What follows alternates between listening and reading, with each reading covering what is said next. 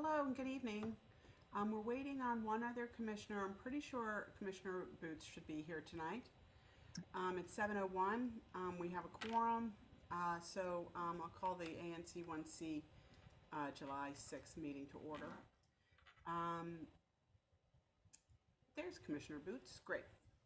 So if the commissioners could please introduce themselves, going around the neighborhood, starting with 1C01. Commissioner. Hi, this is Howard Bollicky, 1C01. We're the far southwest corner of ANC 1C from the Hinckley going north and going east. Thanks.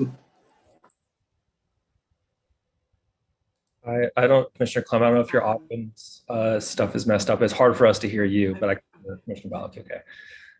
Peter Wood, 1C03, right in the middle, Biltmore to Wyoming, 18th to 19th. Megan Faulkner, 1C04, the northwest corner of Adams Morgan around Walter Pierce Park. Deb Felsenthal, 1C05, I'd say the northeast corner of Lanier Heights, west of Columbia Road. Hi, Ben Boots, 1C06 on the east side of our ANC. Hi, Commissioner Jake Valaschini, 1C07, the heart of Adams Morgan. Hi, I'm Fiona Clem, 1C08 in the southeast corner of Adams Morgan.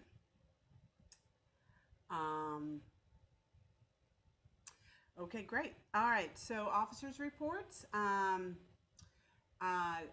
a chair's report, 1C02 is vacant and will remain vacant for the rest of the term.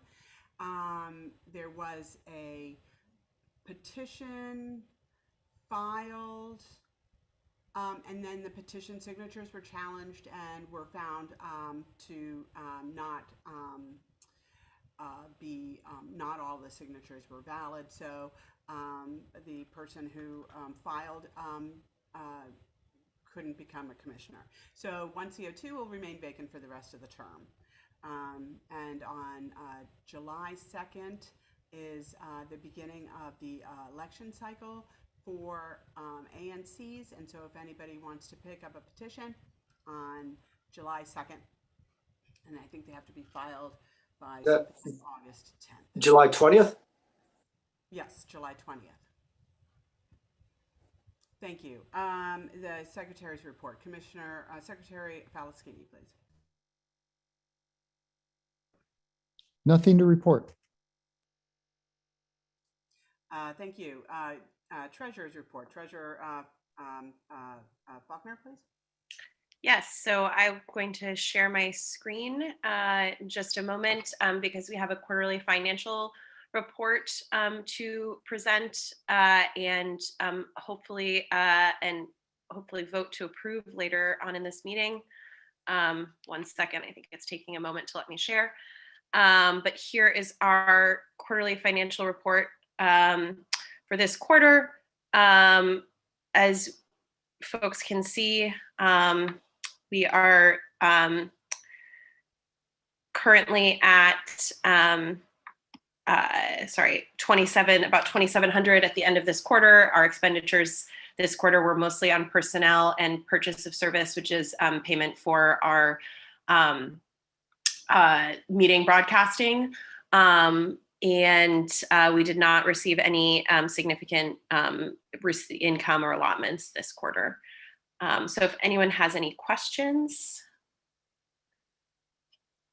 I will also, as part of my treasurer's report, just note that we expect to start receiving some allotments from OANC in the next, hopefully in the next few weeks. We have, in the last few days, Chair Clem and I have spoken to OANC and gotten some answers after several months of waiting on a response.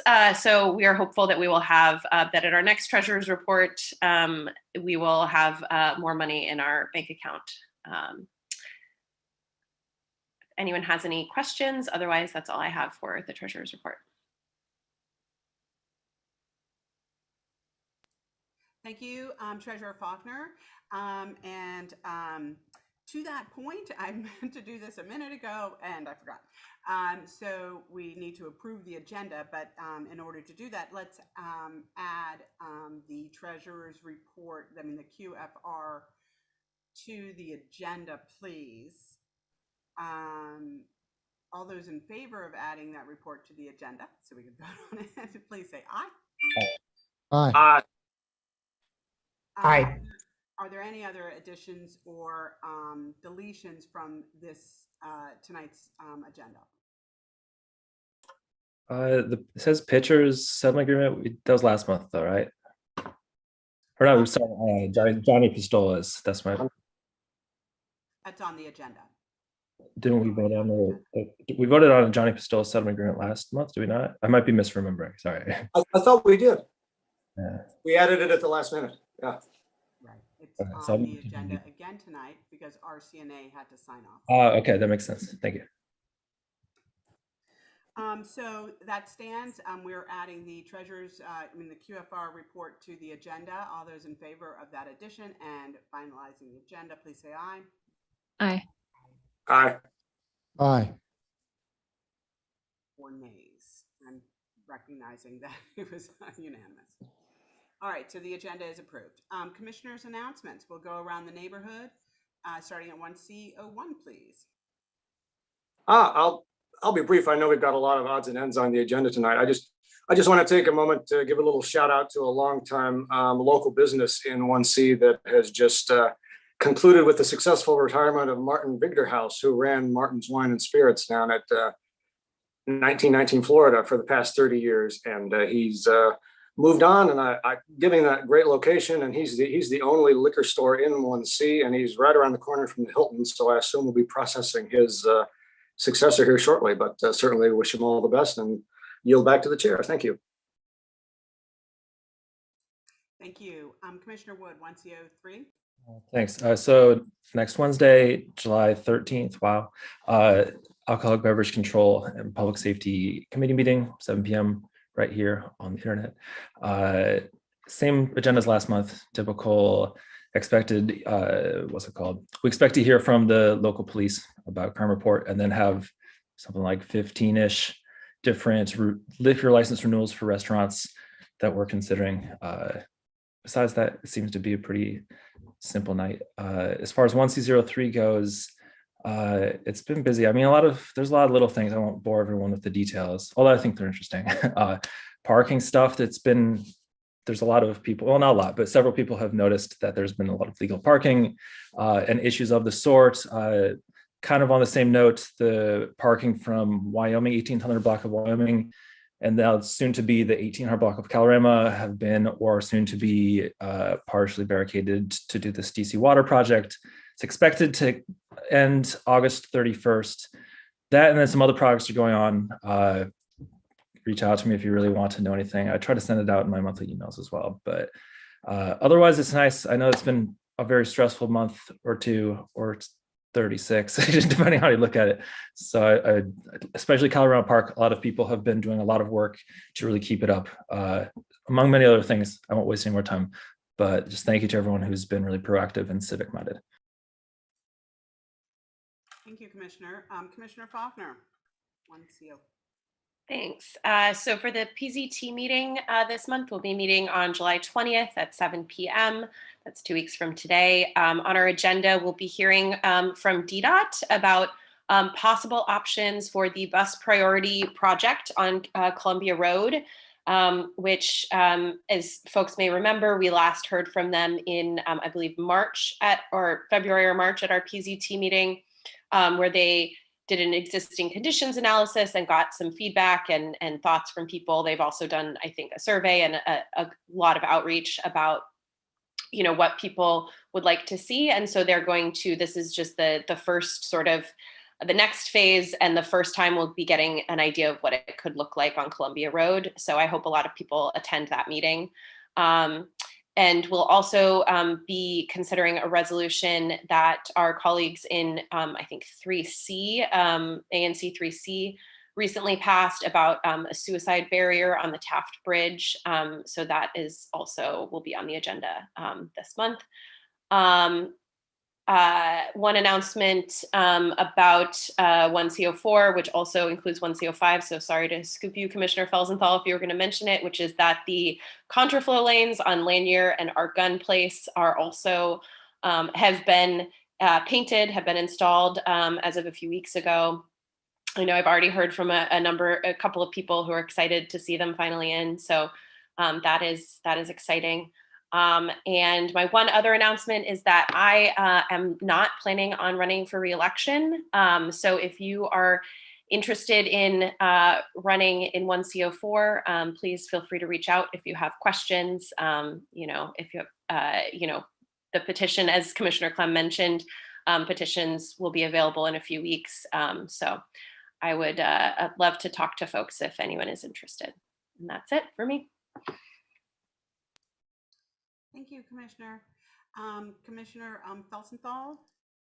Yes, Commissioner Faulkner, you did scoop me on the contraflow lanes, but I'm very excited to see them in place. They're really well installed. I've used them myself. I've heard a lot of great things from other people in the community that have enjoyed using them. And I'm really glad for the improved safety that they offer. But yeah, other than that, no particular updates from 1C05. Thank you. Commissioner Boots? Good evening, everyone. I don't have any particular ones for 1CL6, but I did want to let everyone know that the Public Service and Environment Committee will be meeting on Wednesday, July 7th at 7 p.m. to review any additional grants and other requests that come to our agenda. I do want to make a note, this may play into some of our grants later. As Megan noted, we are waiting on some allotments. And so that might affect what we're able to support in the coming months, depending on when those allotments come in. Thank you. Thank you, Commissioner Boots. Commissioner Falaskini?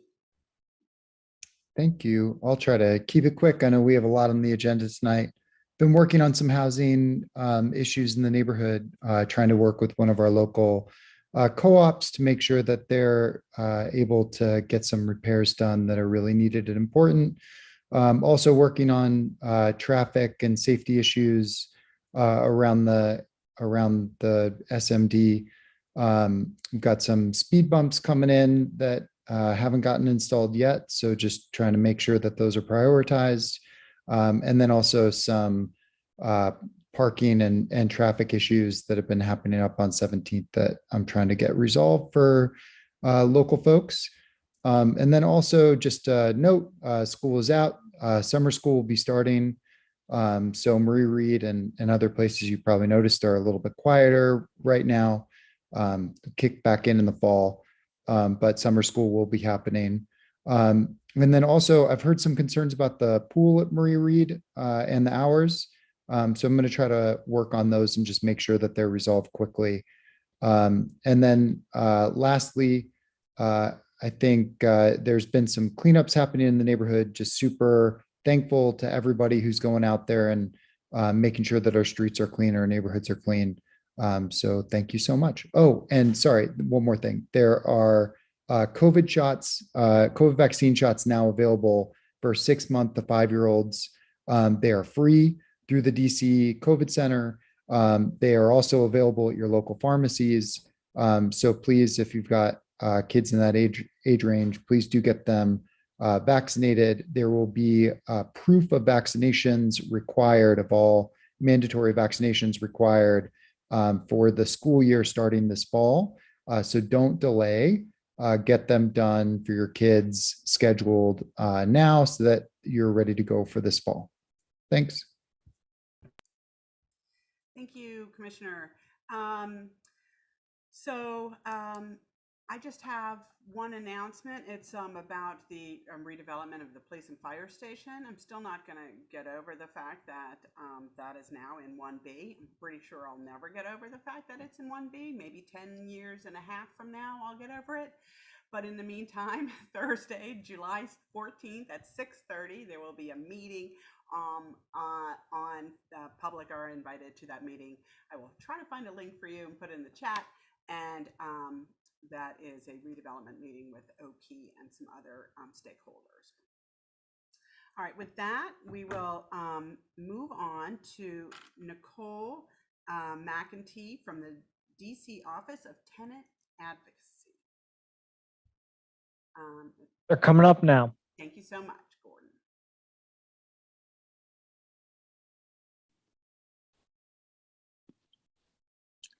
Hi, everyone. My colleague Alice is actually here as well, and she's going to be the one presenting, but I just wanted to sort of say hi and introduce myself. Some of you already know me from past events, but thank you so much for having us tonight. We're really trying to go, citywide to emphasize eviction prevention and forming tenant associations. So with that said, if you don't mind promoting Alice, I don't know if you've done that yet or not. Oh, she's here. Okay, I see. Right there, yep. Okay, all right. Then perfect. Then take it away, Alice. Hello, my name is Alice McFarland, and I'm one of the program analysts with the Office of the Tenant Advocate, and I'll be sharing my screen.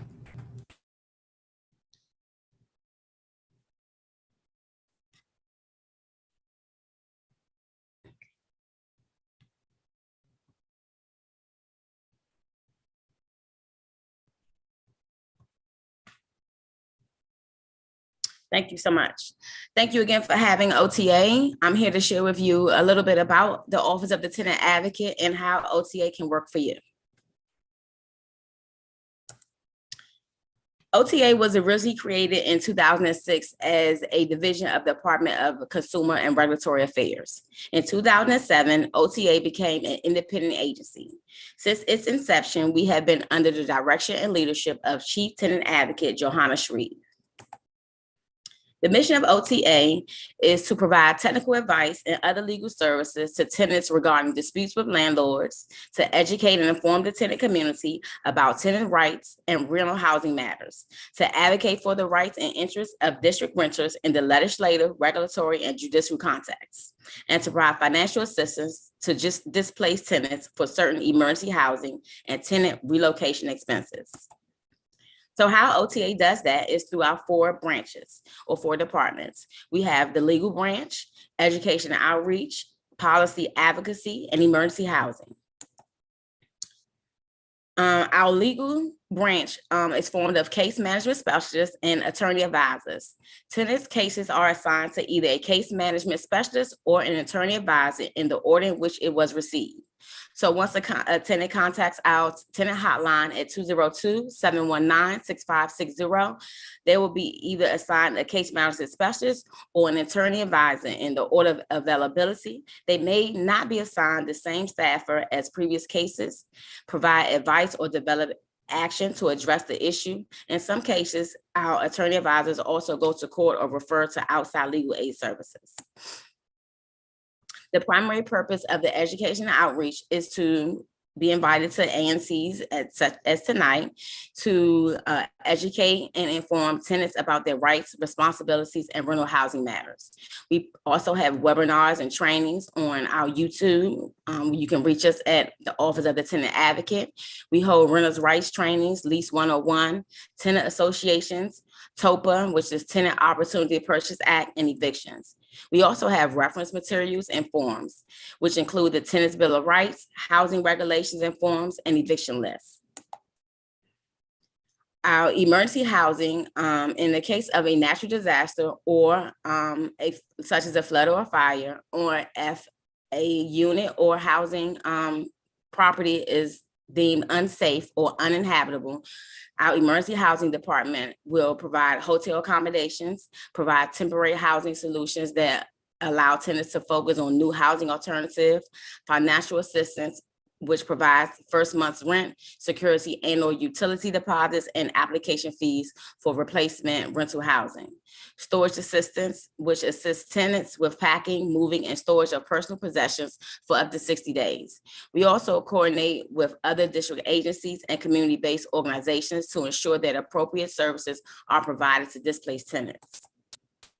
Other resources that the Office of the Tenant Advocate have are monthly renters' rights training every 3rd Thursday.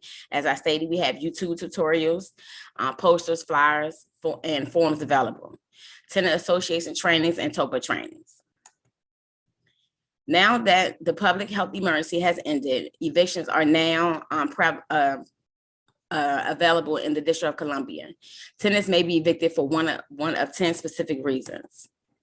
The most common reasons for evictions in the district are non-payment of rent and lease violations. All tenants being evicted for a lawful reason in the District of Columbia must receive a written notice with various requirements, including the reason for eviction. A tenant who is being lawfully evicted in the District of Columbia has the right to receive a written notice from the landlord describing the reason for eviction, to receive a notice of the landlord's intent to file in court unless the action is for a lease violation. Tenants also have the opportunity to cure or correct a lease if a lease violation is on the basis for eviction. For example, if your lease states that you can't have pets and you do have a pet, you have an opportunity to correct. Tenants also have the opportunity to challenge the landlord's claim in court. And if the eviction is for non-payment of rent, tenants have the opportunity to avoid eviction by paying the full amount. In order to evict a tenant in the District of Columbia, all landlords must go through the judicial process. If the landlord prevails and wins possession in an eviction case, the court issues a writ of restitution, which is a legal order that permits the landlord to take possession of the rented unit back from the tenant. In the District of Columbia, all lawful evictions must be scheduled and executed in the presence of a U.S. Marshal. Self-help evictions, when a landlord changes the locks or remove a tenant's belongings from the rented unit without the presence of a U.S. Marshal, they are prohibited. So if that happens, tenants have the opportunity to contact the local MPD, and as long as they can prove that they are a tenant at that unit by providing a lease, your driver's license or ID, or a utility bill with your name and address on it, you have the opportunity to be re-entered into your home. If you are at risk of eviction for non-payment of rent, you have one of three options: apply for emergency rental assistance, request a payment plan from your landlord, or call OTA's tenant hotline at 202-719-6560. If you are at risk of eviction for a lease violation, please call our hotline at 202-719-6560. If you or someone you know needs our assistance, do not hesitate to contact us. We can be reached through our hotline, social media, which is at OTA@DC, and via our website at ota.dc.gov. If you have any questions, I'm gonna stop sharing my screen and give you the opportunity to ask your questions. Thank you so much. Thank you. What you do is unfortunately very necessary, and thank you for what you do. It looks like Commissioner Wood has a question. All right, thanks. I'll be quick. It's a pretty simple question, and it might not even be appropriate for you all, but tell me if that's the case. So I had a former constituent. Well, actually, first, I get a lot of compliments about you all. So the person I'm referencing, I actually directed to you because you do great work. They were saying that they had a friend that was told that they needed to pay a deposit before signing a lease. So like two parts question. Is that like you don't do that, right? And second part, is that type of question appropriate for your office, or is there a better way to direct that type of inquiry? I can answer that. That is exactly the kind of question that our office can deal with, actually. So our attorney advisors and case management specialists, that's exactly the kind of question we want you to call us about. And it's going to be case dependent, right? So security deposits are allowable even before you've signed a lease, potentially, but there are limitations on the security deposit. So for example, it can't be more than 1 month's rent.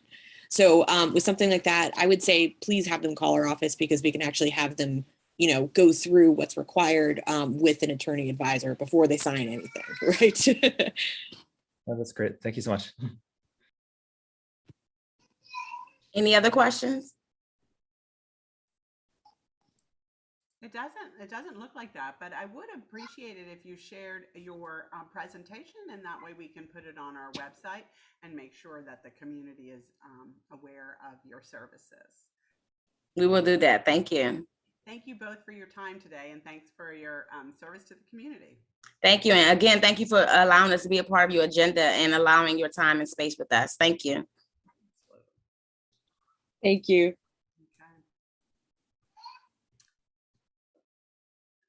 Next up on the agenda are public announcements. So we will turn to Kristen Barton. And if we can try to keep our announcements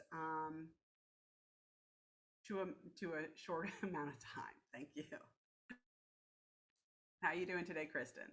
Hi, fine, thanks. Sorry, just getting my video and audio working here. A few quick things. Our movie nights have wrapped up for the season. Hopefully, some of you came out to enjoy some of those. We had a great response, especially for Encanto. We had, I think, close to 900 people for Encanto, and we were almost a little overwhelmed. It was a great series, and we did use the rain date last Tuesday. So now we're all wrapped up. The Drag Queen Story Time is still happening. That's in partnership with the DC Public Library. That's the last Sunday of each month, April through October. So the next one will be the last Sunday in July. And that's at 11 o'clock. And if it rains, don't worry, we're just going to move into the community room at the Line Hotel. So we won't ever have to cancel, which is nice. We are hosting tomorrow. There is the International Council on Small Businesses, which is doing their annual convention in DC. And we are hosting them for a few Adams Morgan related events. And you might see a group of people walking around between probably 5:30 and 7:30. We're going to lead them on a tour of the Heritage Trail signs. Josh Gibson actually is going to be leading that. I'm going to be leading them on a tour of all the murals in DC.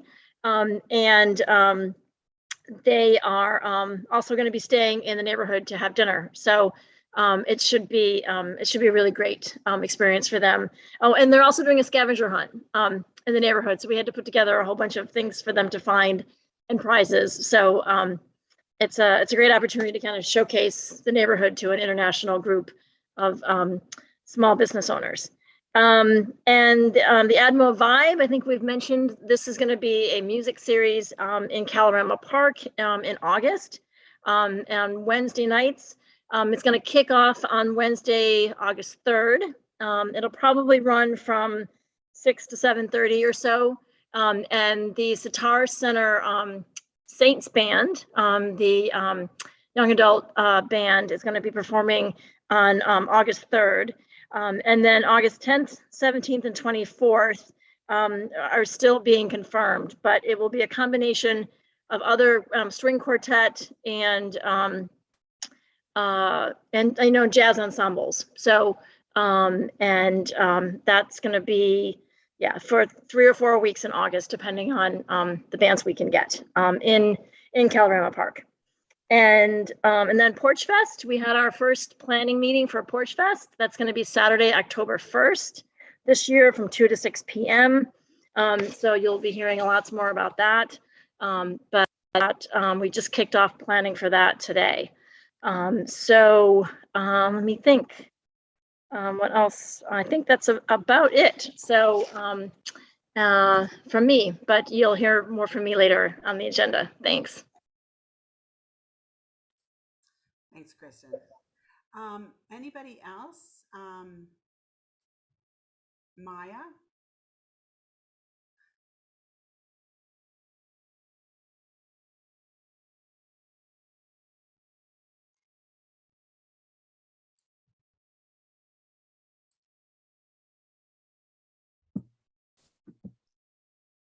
Hi, can everyone hear me? Maya, how are you? Doing great. How are you? Great, thanks. Go ahead. No, I was just going to say updates from the council member. Yes. So, good evening, everyone. My name is Maya Harris, and I work for the Ward 1 Council Member Brianne Nadeau's office with her constituent services team. I cover ANC 1C and will be providing a few legislative updates and also some upcoming events for the ANC. To be brief and to keep time at a minimum, I'll just highlight some of the legislative updates. In June, a council member introduced the Preserving Our Kids' Equity Through Trusts, or the POCET Amendment Act of 2022. This measure would ensure that federal survivor and disability benefits of youth in foster care are put in protected accounts rather than being used to meet children's needs while they are in the care of the district. There's several bills that are coming up that our legislative team are working on with the council member and plan to introduce in July. They are the Bega Delinquent Debt Amendment Act, the Local Residents Voting Rights Amendment Act, and the Human Rights Sanctuary Amendment Act of 2022. If any of those are of interest to you or you'd like to testify before the council during a hearing, please reach out to either myself or one of the members of our legislative team, or I can connect you with them for more information on the bills and regarding the legislation. Earlier this month, the council member announced the formation of the U Street Nightlife Task Force. This initiative is bringing neighbors, businesses, organizations, and our government partners together to create a roadmap for improved safety along that U Street corridor, and also to improve vitality on this culturally important street. The council member's website has more information on the task force. If you check her, listed under the updates section. So please feel free to check that out when you have time. And if you have any questions, please let us know. On Monday, we will be having our next Bring In on Your Block, or BOYB, at the Amsterdam Falafel Shop in Adams Morgan. That's located at 1924. Oh, I'm sorry. I might have the wrong address written down here, but I can share it in the chat. Sorry about that. It's from 6:30 to 8 p.m. on Monday, July 11th. Please feel free to stop by during this community hour event and share any thoughts or concerns that you may have with the council member or our team. And lastly, I encourage everyone to sign up for our newsletter if you haven't already done so, at brianneknadeau.com to receive updates from our office. And I can also put the link to the website in the chat as well. Thank you. Thanks, Maya. I have a question about Unity Park. Actually, people are saying that they can't hear me. I turned my microphone up. I hope that I'm loud enough now. Yes, thank you. Maya, I have a question about Unity Park. Sure. There was money in the budget last year that was supposed to be $70,000 for resurfacing. Is that finalized? Is that appropriated? Is that moving forward? I'm not familiar with that allocation, but I can definitely look into it for you and get back to you tomorrow. I would appreciate that. Thank you very much. You're welcome. And with Commissioner Falaskini. Thanks. And so I actually do know what's going on. That the money has been allocated for the resurfacing of Unity Park, but it is in the hands of the Department of Parks and Recreation, and we know how things tend to proceed there. So the council member has been working on trying to get a timeline on when they are actually going to resurface, but we are waiting to hear from the agency, which we all know can take some time. So Maya, would definitely love some follow up on that if you could. My question was around the Human Rights Sanctuary Amendment Act of 2022. As we all were unfortunately anticipating, the worst actually came true at the end of last month when the Supreme Court struck down Roe v. Wade. The urgency of the situation could not be higher. There are now 13 states across the country where abortion has become immediately illegal, and several other states where abortion will become illegal very quickly. So we need to get this bill passed to ensure that our residents, the people of Washington, D.C., can get access to abortion and also are protected against really insidious laws in states like Texas that give civil complainants the right to provide or to file lawsuits against people who aid or abet others in getting an abortion. So can we get some update on where that is currently sitting, how quickly we think that we can get that passed, because this is now an immediate and very real concern for the people of Washington, D.C. Yes, I'll reach out to our legislative team in the morning, and I'll ask that they connect with you and let you know where that stands. Thank you so much, Maya, and You're welcome. Welcome. Thank you. Thank you. Adams Morgan ANC. There's a question in the chat from Nancy about the Line Hotel. I'm not familiar with the agreement, but I can definitely ask about that within our office. If you have a email address or a number I can reach you at, I can provide you, or someone from my team can update you. Maya? Yes. Yes, so I would love the answer to that also. Okay. If you want to email the commissioners in general, it's a question that I certainly have gotten, so it's possible that the rest of the commission has gotten. So if you have answers on that, it was part of the original tax abatement agreement and the PUD, and they cleaned up Unity Park, and but it doesn't look like they are obliged to continue maintaining it. And I think that's generally the question. Okay. Okay. Thank you. Sure. So that looks like all the questions. So thank you for being here and giving us an update. And Maya, if you want to drop your contact information in the chat and maybe a link to the council members' website, that would be helpful. Absolutely. Thank you. Thank you. You're welcome anytime. Thanks so much. Thanks.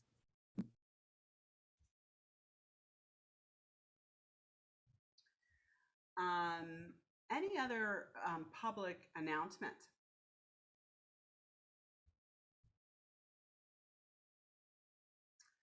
Moving on to the consent agenda. The consent agenda is the meeting minutes. It's just voted on. So all those in favor of approving last month's meeting minutes. Yeah, so apparently I need to speak up. I am trying to. Can we approve the consent agenda, please? All those in favor of approving the consent agenda, please say aye. Aye. And any nays or abstentions? Thank you. That passes 7-0. Moving on to the regular agenda. So we added the QFR report to the agenda. Commissioner Treasurer Faulkner shared that. If anybody has questions, please raise your hand, or if any commissioners have questions about that.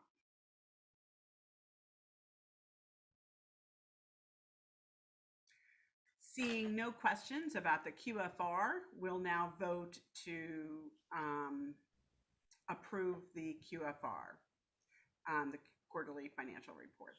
All those in favor, please say aye. Aye. Any nays? Any abstentions? Thank you. That motion passes 7-0. We'll move on to the ABC and Public Safety agenda. The first item on the ABC Safety Committee agenda is the consideration of a placard period extension for Pitchers. Pitchers is a bar on 18th Street that has had many iterations over the last, multiple years, shall we say. I'm not going to give a number. It's just, so it's a new entity that is using an old settlement agreement from the address, because the settlement agreements follow the address. And so, and please tell me if you can't hear me. I'm trying to talk as loud as I can. Pitchers is asking to get rid of the settlement agreement, and they have a new placard for that will that we would like to extend their placard period in order to come to a settlement agreement before their placard period is up. So we are going to extend the placard period until September 12th. That way we will be able to negotiate a settlement agreement in the next 6 to 8 weeks. And the ANC, the full ANC, will be able to meet again in September and vote on it. As an aside, our point of information, the ANC 1C does not meet in August unless there is a unanimous vote on that. Not unanimous, I guess, a vote on that, and we're not going to meet this August. So the next meeting of the ANC 1C will be on September 7th, and that's why we are extending the placard period for pitchers till September 12th. I hope that was clear. Please let me know if you have any questions. Are there any questions from the attendees?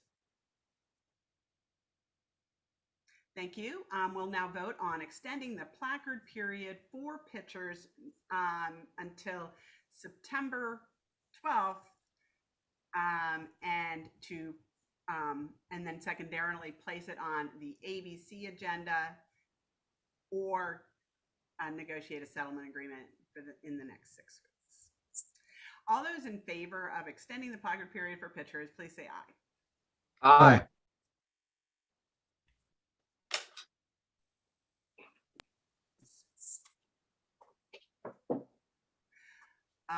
That motion passes 7-0.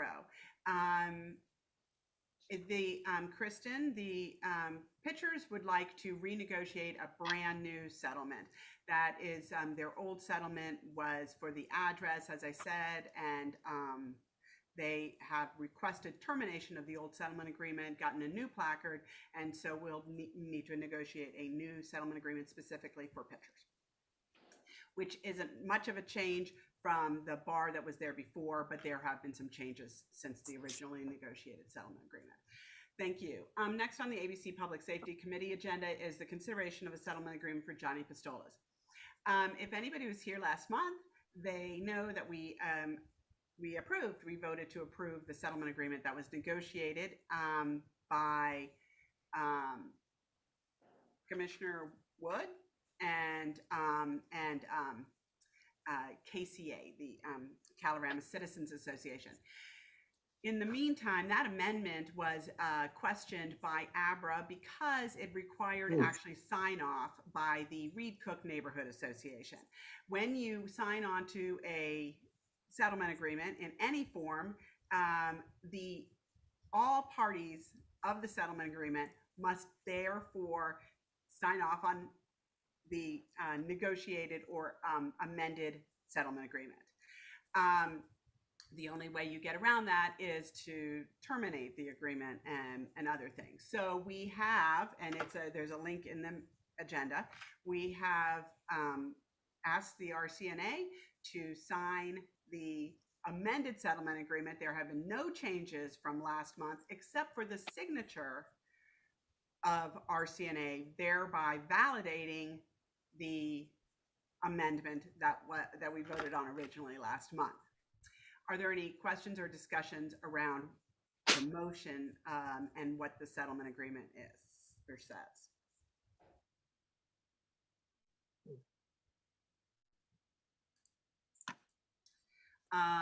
Okay, so all those in favor of supporting the settlement agreement that now includes RCNA's signature, Commissioner Balaki. I was just going to mention there was a little bit of confusion early on. This Reed Cook issue also applies to pitchers, and that's one of the reasons we're still working on pitchers. Just so everybody's on the same page here. So thank you. Thank you for that, Commissioner Balaki. Okay, so we'll now vote on supporting the settlement agreement for Johnny Pistolas. All those in favor, please say aye. Aye. Aye. Any abstentions? Okay, that motion passes 7-0. Next up is the Planning, Zoning, and Transportation Committee. The first item on that agenda is the presentation from Adams Morgan Bid about a proposal about proposed renovations to the message board kiosk at the corner of Columbia Road and Adams Mill Road. Kristen Barden, you want to get promoted?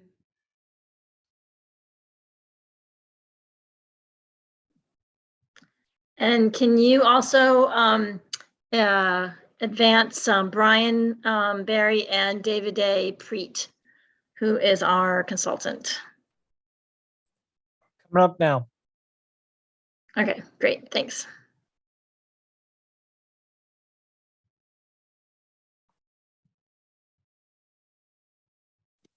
Great, so David A. has a presentation that he'll walk us through. And while he's bringing that up, I wanted to start out with a few things. I know there's been some discussion about this on the listserv in the last few days. So I wanted to just clear up a few things before we get started. So the kiosk is not going to be branded with the colors from the bid logo. That was an early concept, and we've changed the presentation to reflect that. So apologies if some thought that some of the colors that were selected were, in fact, an attempt to brand the kiosk. That is not our intention at all. So apologies for that. The kiosk will not functionally change at all. It will still have the same plywood boards on all four sides, and the community will always be welcome to use it in exactly the same way as it's being used now. So none of that will change. That's never been our intention to change that. The project will add a solar panel to the roof to power lights under the canopy to make it safer. So that corner is a little bit dark, and having some access to electricity there, we think would be helpful for safety and also for additional events that could happen in that space around the kiosk. The roof of the kiosk is starting to crumble. Many of you who've probably taken a close look at it will see that. And the real goal of this project is to help preserve the roof and protect it going forward so it doesn't continue to deteriorate. So I wanted to just clear up a few of those things before we get started. So David A., go ahead. Good evening, everyone. Let me see here. Yeah, so the kiosk is located at the cross of Columbia Road and Adams Mill Road northwest, facing the bank on the northern side. And there is also McDonald's on the southern one, Starbucks on the western side. It seems aligned with the buildings of the bank, but not with the street. And right now it shows a rounded concrete roof supported by a concrete square column. The column is covered by a rectangular structure used to support display panels. And the kiosk is also decorated with lighting during festivals or other festivities. And right now it needs an extension cord to power the lights. Normally the cord passes through the floor of the small plaza. As you can see, there are some cracks on the top of the concrete, some rust. So the plan is to restore completely the concrete, fill all the cracks, repaint it with a specific paint for concrete. And there are also, we are going also to remove all the old nails and screws, rusted screws, all the elements that are giving issues to the concrete right now. And as you can see, there are also the paint, the old paint that is falling apart on the bottom. So the plan is to restore the concrete first. The previous project was already approved by the Gateway Advisory Committee in 2019, and it presented a metal sculpture on the top, a copper roof, 4 Adams Morgan signs on the 4 sides, hanging structures on the lower decorative fascia, and also the art display case. And right now, the new simplified plan removed the sculpture at the top, but it maintained the same sign on the 4 sides and the decorative fascia all around. Both signs and fascia will be supported by 3 decorative steel flat bar anchored on each side of the concrete roof. So the idea is to, once that the concrete is restored, we're going to place the supported fascia on the top. The signs are going to be a little bit offset from the side of the concrete to allow the water and snow to pass through and not collecting water. And we will have also the solar panel. Kristen mentioned before that the solar panel is going to serve to provide electricity, both 110 and 12 volt. We are going to have a plug on the upper part and on the roof, and we are going to have the solar panel that charge a 500 watt battery that is going to place inside the behind the boards, and also we are going to we have different options to paint in a different color the signs, and so practically we can we can paint the sign in black or in blue. We think that is probably the best option to provide different color to the sign just to make it pop up a little bit more. The solar panel will be donated by Solar Solution, so we are just going to provide a battery.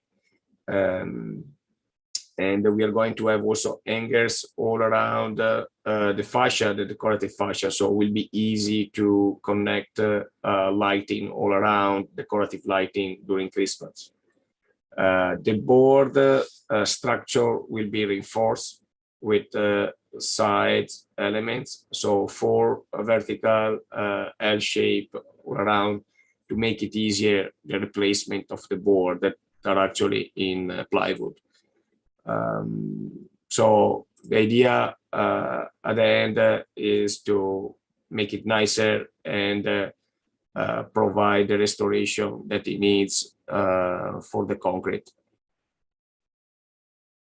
And just let me know if you have any question. I can go back to the slides, and if you have specific question on previous slides. Thank you. Yeah. So so the idea, to the Adams Morgan words, the simplest thing to do is just for them to be black. Just paint them black.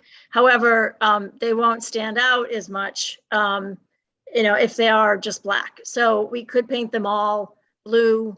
That was one suggestion. So but we don't it's not we're not attempting to brand the kiosk. This was part of you probably all remember the Gateways project that we did in 2018 and 2019. And so the kiosk was one of the Gateway designs that was approved then and submitted to the Commission on Arts and Humanities as part of their Public Art Building Communities grant program.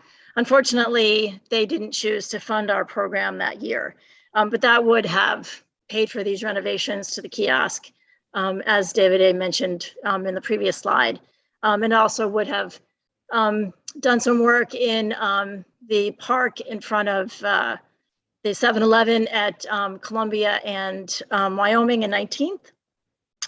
Carolyn Laurenti Park. Sorry, I was trying to remember the name of the park. And it also would have done some work at 18th and Florida, and then at 16th and Columbia. So those were the 4 gateways. The board at this point has decided to go ahead and continue with the renovations to the kiosk because the kiosk is in bad shape. Even though we didn't get the funding from the Commission on Arts and Humanities, they have decided to go ahead with this part of the Gateways project.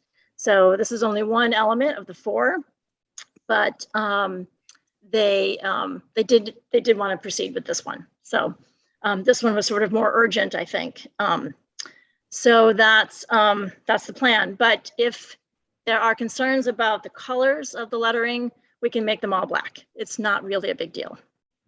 So, but I'm happy to, yeah. So there's another image with just the black lettering. So yeah, the colors of the letters is really not a big deal. So if folks would be happy with them just black, you know, that's fine. So it's really not a big deal. I don't know how you want to do the questions. Yeah, I just have a question about that, and then I'll go through the chat. What is the point of the lettering and the colors in the lettering? If it's black, will it just not show up? Or is the point of making the lettering colored so that it'll show up and be seen from a long distance away? Yeah. So yeah, the idea of making the lettering, you know, in a color is to make it pop more so that it's more visible from a longer distance. But you know, it's fine without it too, you know. So I mean, David is the design expert, and he's the one that suggested that the metal cut letters be in a color, but they don't have to be. Okay. Commissioner Wood, just a second. I'm going to run through some of the chat questions. How long will the renovation take place, do you expect? I don't know, David A., how long do you think? So between the building permit and the fabrication installation, I would say between 2 or 3 months. And so the plan is for sure to have it done before Christmas. And so right now we are working on the engineer is working on the drawing for the building permit. And so as soon as we have the permit done, we can start with the fabrication. It's going to take long to fabricate it. The installation probably will be easier just to avoid the block of the traffic and everything, to install it in parts instead of in 2 big elements that are going to be placed on top of the kiosk. So it should take between 2 and 3 months to fabricate and install it. So, Kristen, you have the money to spend already then, is that? Yes, Okay. that's correct. Yeah. When the kiosk is renovated, or 2 parts, one is who currently owns the kiosk, or is it public? And then when it's renovated, will it be public again? Like Yeah, it's always been public. It always will be public. This is just an attempt to help preserve it and help diminish the crumbling roof. Okay, great. Commissioner Wood? Thanks. I mean, thanks for presenting on this. Some questions I had got alleviated or kind of clarified, so that was helpful. There's one comment. I like the suggestion personally of using the colors from the Adams Morgan organization's flag. Just one concept that was tossed out. That's interesting. You mentioned it. This is on me. I just lost focus a bit. The funding for this, where's that coming from specifically? The bid. It's bid tax dollars. And then just kind of on a related note, like I know that I've had constituents who like the idea of having some sort of signage that kind of reflects the neighborhoods here. Some other neighborhoods do that, and I think it's pretty effective. Like related to that, I know that there's been part of those conversations, people who are interested in that plaza having some sort of kind of like community inspired name, as opposed to being something that's essentially advertising for the nearby, in this case, bank. Kind of just a comment, not really a question, but if there's a way for us to kind of use our resources collectively to address that. I think that could be an interesting idea as well, just because this is a really important intersection. I know that, like you said, the kiosk is public, it has a pretty vital role for a lot of people in the neighborhood's history. So I really like to see that, preserved and maintained and grown in ways that make sense for everybody. So thanks again. Yeah, no, I know at the PCT committee that idea about, naming that plaza came up. And so then maybe that's a process that the ANC might want to, spearhead. So yeah, that's a good idea.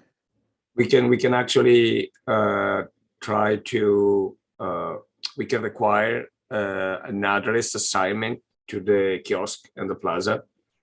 It's a simple process. I think that is $50 to do the application.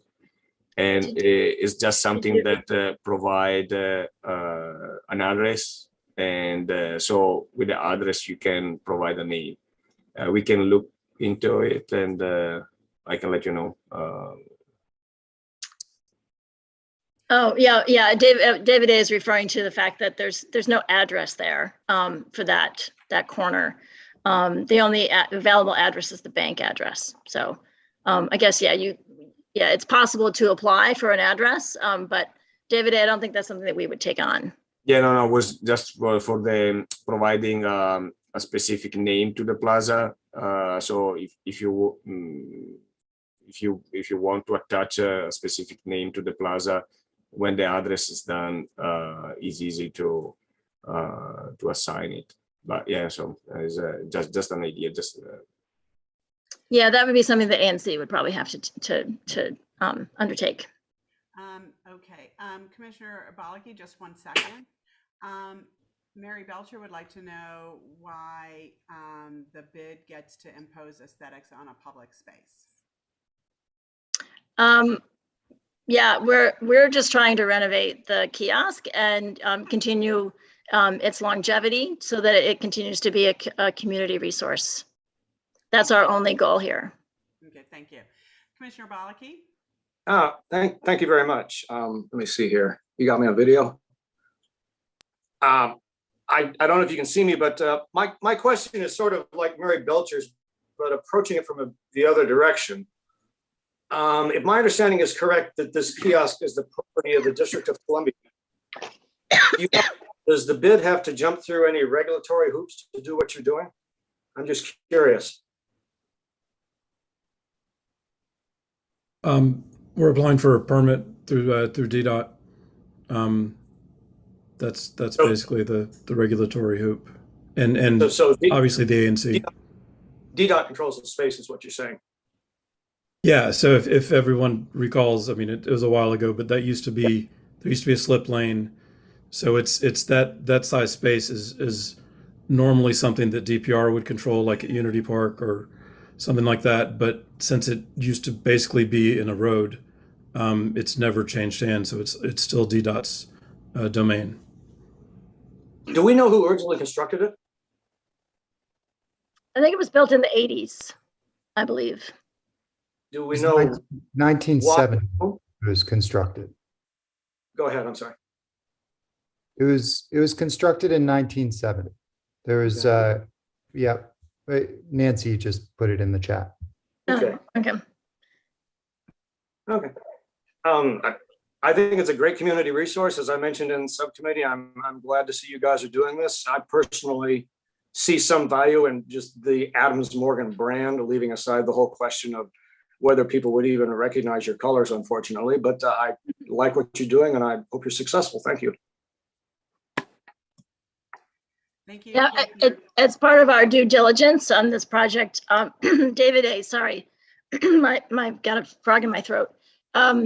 As part of our due diligence on this, we are working with a structural engineer to make sure that the structure is sound before we do this work. Okay. And again, to reiterate, that you're cleaning this up because it needs to be cleaned up, and you're going to spend money that the bid has to fix it up and make it maybe more functional and last longer. But right. People can come and post whatever flyers they want, as they always have. Is that right? Correct? That's correct. Yes, there are no changes to that. Okay. And just out of curiosity, the lettering, like Adams Morgan, those letters, those are not electric. Is that correct? They would just be static. So there's no way Right. to make those electric and then change them as seasonally or something. No.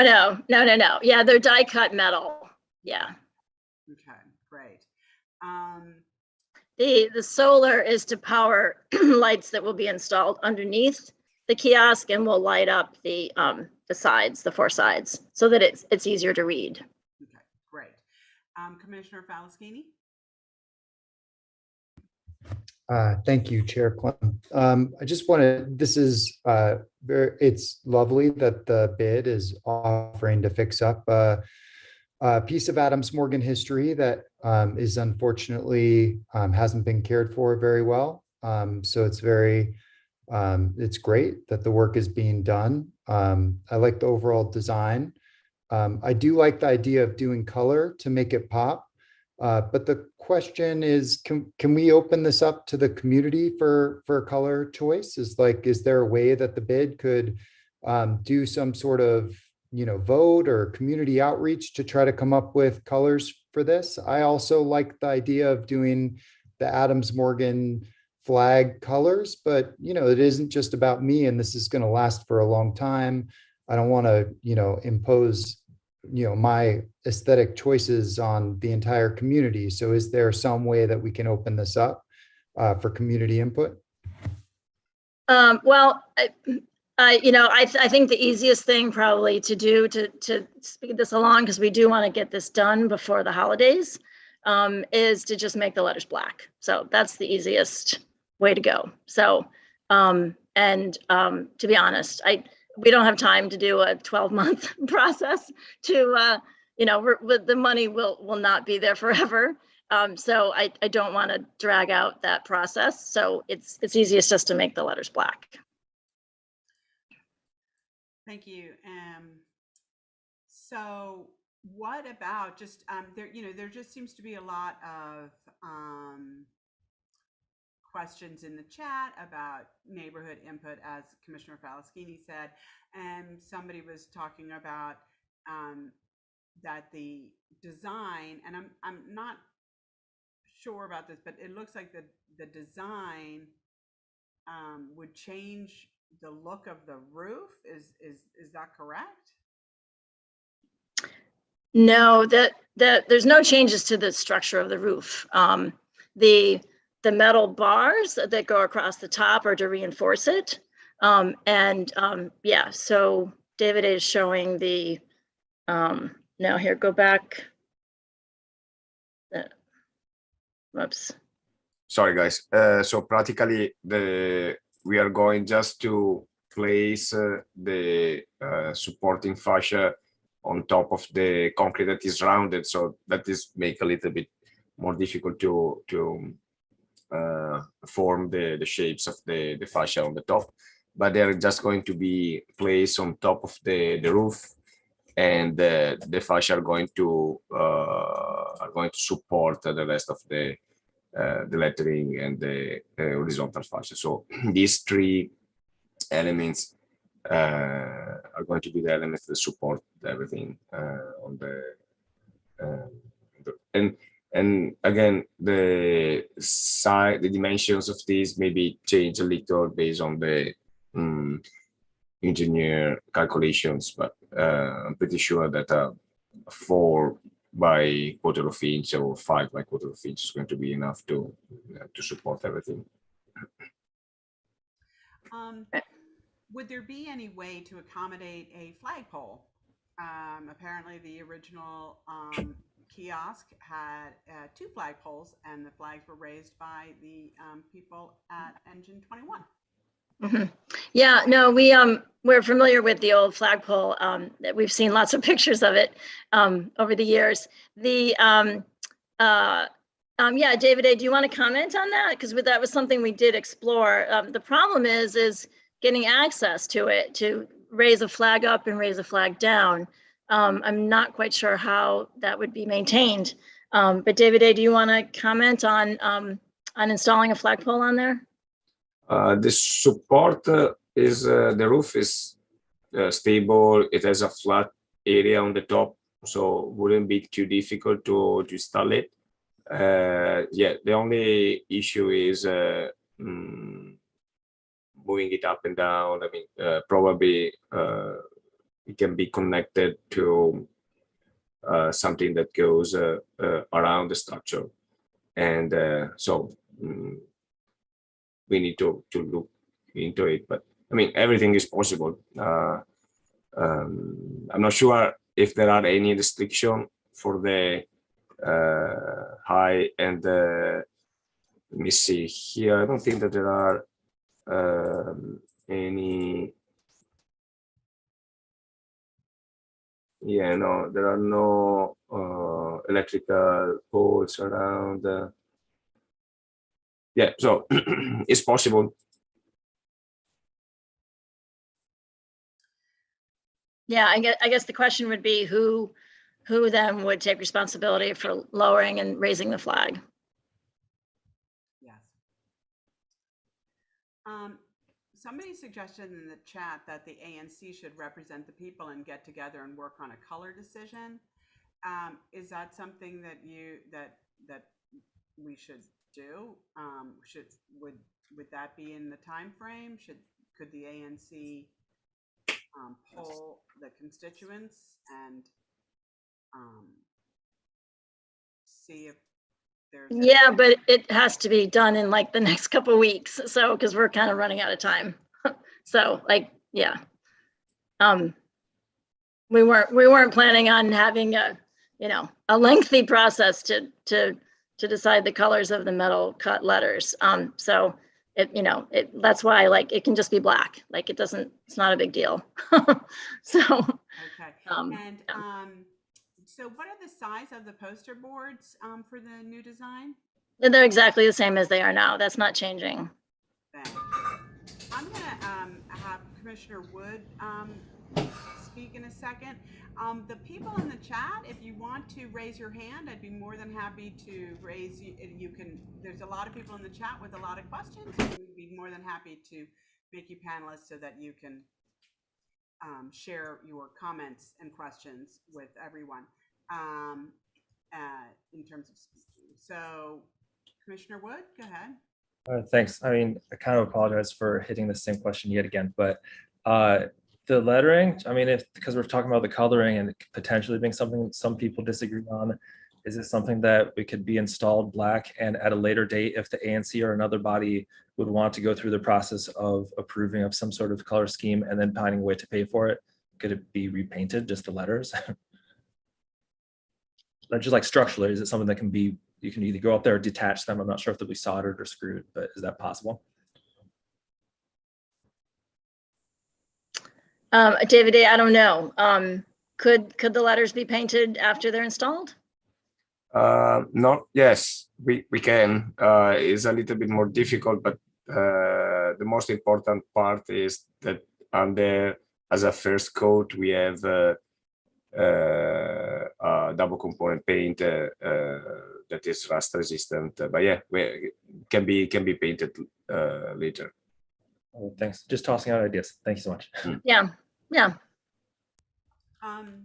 Could each side of the kiosk be a different color in letters? In other words, somebody mentioned the flag, which is red, white, black, brown, and yellow. What if we chose 4 of those colors and made each side one of those colors? Yeah, well, that was what was originally proposed, was that each side, be a different color. One was yellow, one was blue, one was I forget now. But there was 4 different colors, and we thought that was more festive, and more fun. But it seems to be that there's a lot of concerns about the colors, so that's why it's just to make it easy, it's black is fine, because we thought that the letters would pop more if each side was a different color, and that was the original proposal. But really, like it's not that important. It's not important to us anyway. So just judging by the chat, though, there is some votes for color. What would happen if it was steel instead of black? Is like if you did they were made out of steel or something? Would that be more reflective instead of having a color? Would the steel be work at all for? Oh, David A. But yeah, what if they were just a silver color?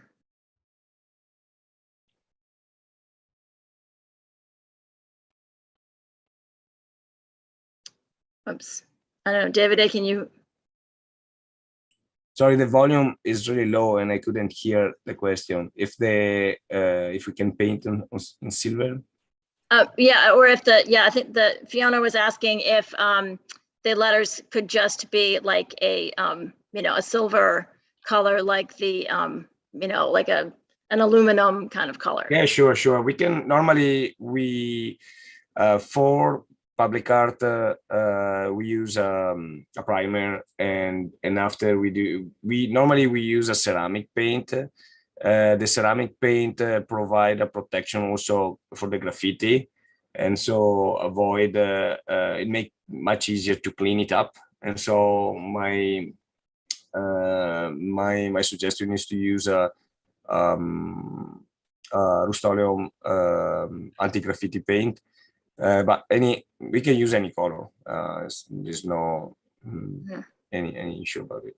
Yeah, I see in the chat that somebody just posted a comment about a brushed metal or a silver. So that sounds nice, actually. Yeah, remember that you want something that contrasts the paint that we are going to use for the concrete, and we were planning to, for the roof, we were planning to use something similar to the concrete color. And so if you use a color that is too shiny or too light, it's not going to pop up too much.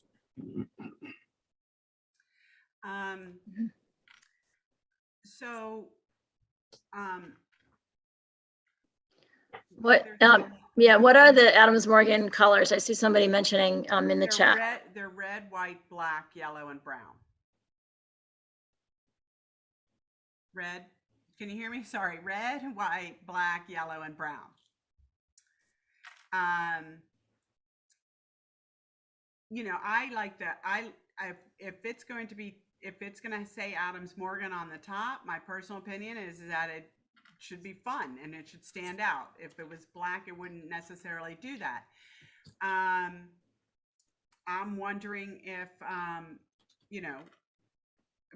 what could we poll people on this call right now? I don't know. I mean, what would you? What might Well, there's Kristen. There's 5 colors, I guess, in the Adams Morgan flag, and there's only 4 sides. Right. So if we took out black, we would do red, white, yellow, and brown. Yeah. Or get rid of brown and do black, because isn't David Day saying that it might be too close to the concrete color? Yeah. Oh, interesting. Nancy Shia mentioned get rid of white, because then it's just all colors. Oh, red, black, yellow, and brown. Yeah. Mm-hmm. Although then somebody said that black is a waste. I'm not.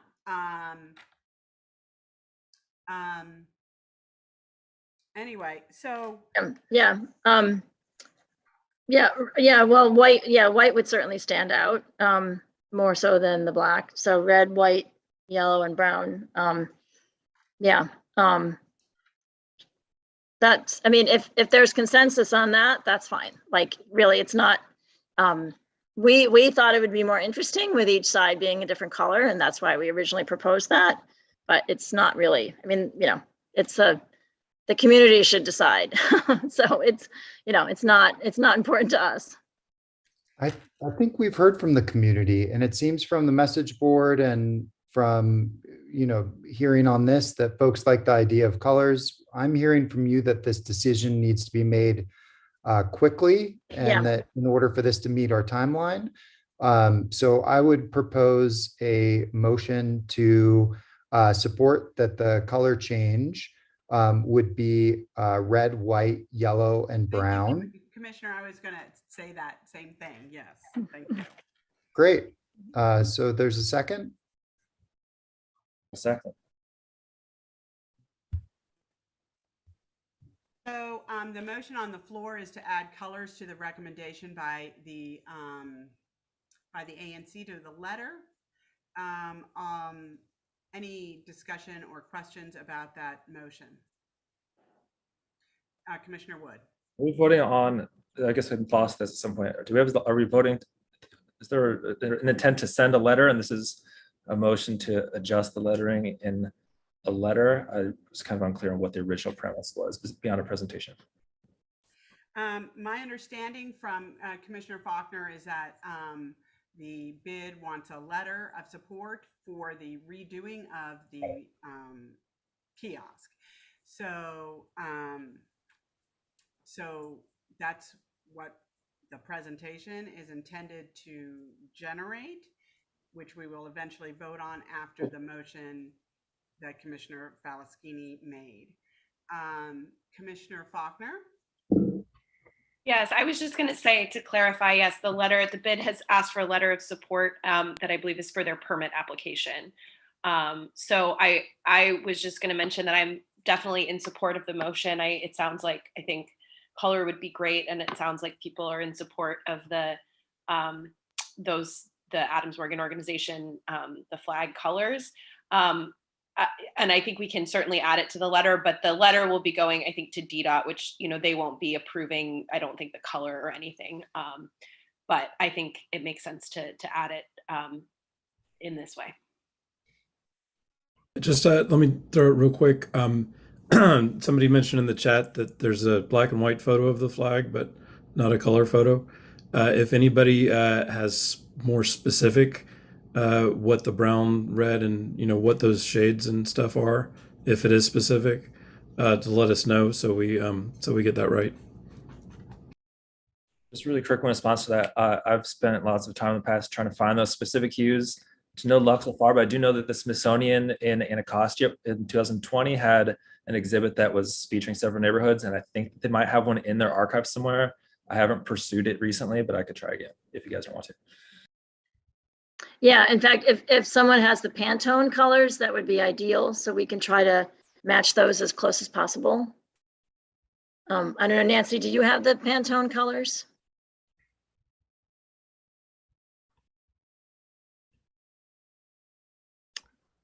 Or the Pantone red, white, yellow, and brown. Or even just a color photograph that we could extract the colors from. Oh, she said she has an old photo where the color has probably shifted. Okay. Yeah, that's why, like, having, yeah, the specific hues. Yeah.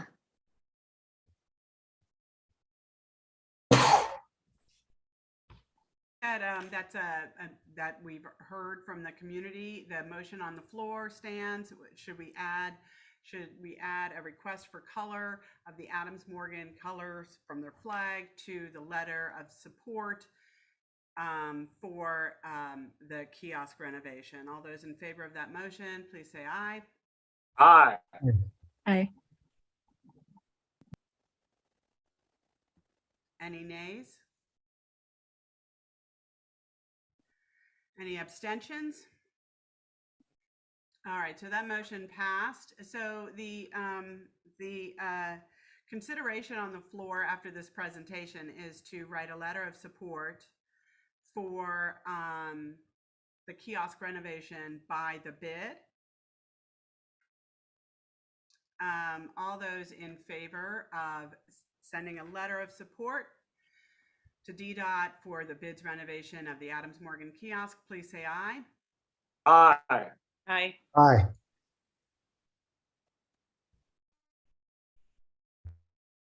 Any abstentions? That motion passes 7-0. So we'll be sending a letter of support for to the DDOT. I'll get in touch with you, Kristen, for specific addresses, please. Yeah, thank you. and I think Megan has the TOPS permit number because we've already applied for the permit in TOPS. So Okay, she should have that permit number, I think. Okay. Commissioner Thank you Clemmel. for the community. Thank you for the community for sharing all of your ideas and discussion points. Moving on to the next item, it's a consideration of a loading zone options in Adams Morgan on the that are proposed by the Adams Morgan bid. This also will end up being a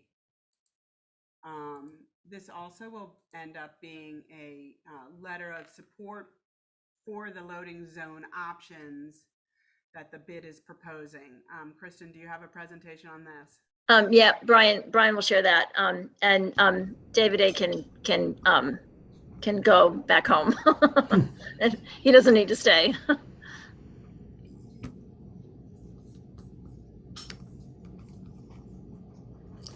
Okay. Can everybody see that? Yeah. Brian, you wanna Yeah, so this is okay.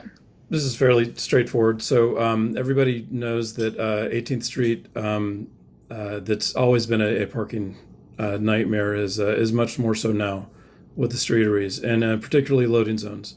There's literally no legal place for some of these trucks to stop and unload, so they're forced to excuse me, they're forced to basically stop in the lanes and unload.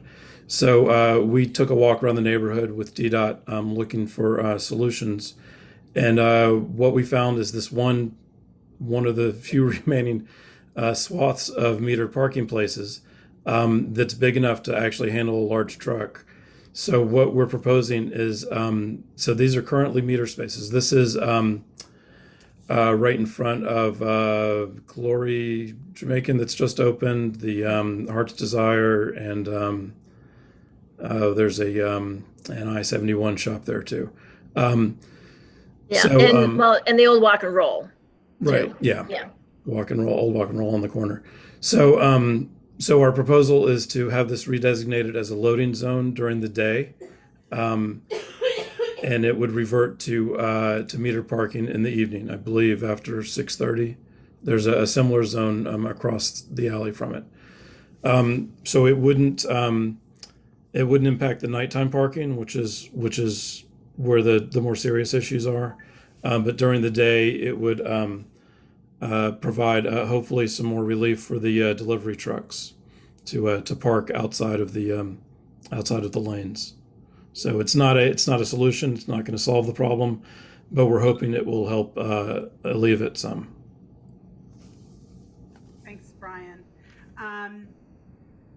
So just out of curiosity, on Hoffman Alley, between the game and the flower shop, people park there all the time. It's no parking anytime, and people park there all the time. Was that given consideration? Not that it's a great place, because it makes the two ways sort of one way, but people do it already. Was that given consideration, or is that just a different question? Yeah, so that we learned from DDOT is actually private property. And so that's why it's not metered. And DPW has started ticketing people who park there. I've seen them out there ticketing people, but that's actually private property. So that's not under consideration here, no. Yeah, and trucks maneuvering in and out of that would be a nightmare. Yeah, I mean, they sort of do to get down the alley, but yes, absolutely. I was just curious because the only consideration that I have is trucks parking and blocking the sight lines on the pedestrian crossing. Sure. That's the only consideration I have, but obviously this is a Pudo. People aren't supposed to be stopping there forever, right? So. Right. Yeah. I mean, and this is kind of the only place we could find for, like, that might try to accommodate a tractor trailer truck. So because right now they really have no place to park. I mean, this morning I was coming in and the tractor trailer truck that was at McDonald's was sort of like parked around the corner from there, and that was completely unsafe. So, they might be able to actually use this. So, yeah. Thank you. Commissioner Wood? Thanks. Thanks for taking this on. And this is my SMD order, and I've spoken to a lot of the businesses as you have. Everyone's very, except for one exception, everyone has spoken in favor of streeteries, but it also agrees that it's hard to cram all the stuff everyone seems to want. My one question, in terms of the placement in relation to Belmont, is the turning radius, basically the line of sight when a car or a cyclist going down. That can be obstructed in any significant. Well, there's a large bulb out there that that gives it a buffer. It's a little hard to see because I put the little text block over that, but there's a pretty large buffer where the crosswalk is that keeps the trucks a good distance away from the actual intersection. So I had a feeling. Just want to make sure it's on your radars. Yeah. Yeah. Sorry, Peter, I'm having a hard time hearing you. I think I got it out. Brian got it right. Are there any other questions from commissioners? Any questions from the community?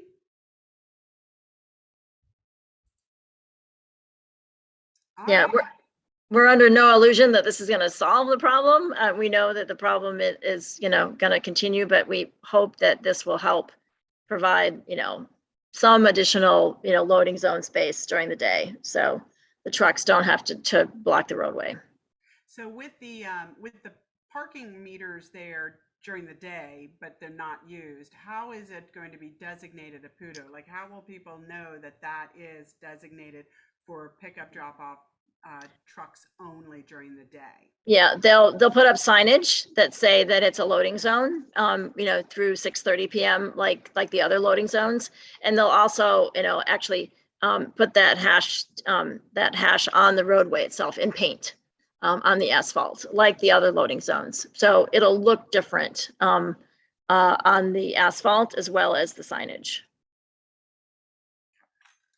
Thank you. If there are no more questions and no more discussion, we can bring this to a vote. The consideration on the floor is a letter of support for the loading zone at this. Kristen, if you could send me or Brian, oh, there it is, 2400. I need the exact address. So consideration for the loading zone at 2400 to 2410 18th Street Northwest. All those in favor of this letter of support, please say aye. Aye. Aye. Sorry. Any abstentions? Thank you. That letter of support passes 7-0, and I will send that on. Brian, if you could email me that slide, please. Thanks. Okay, great.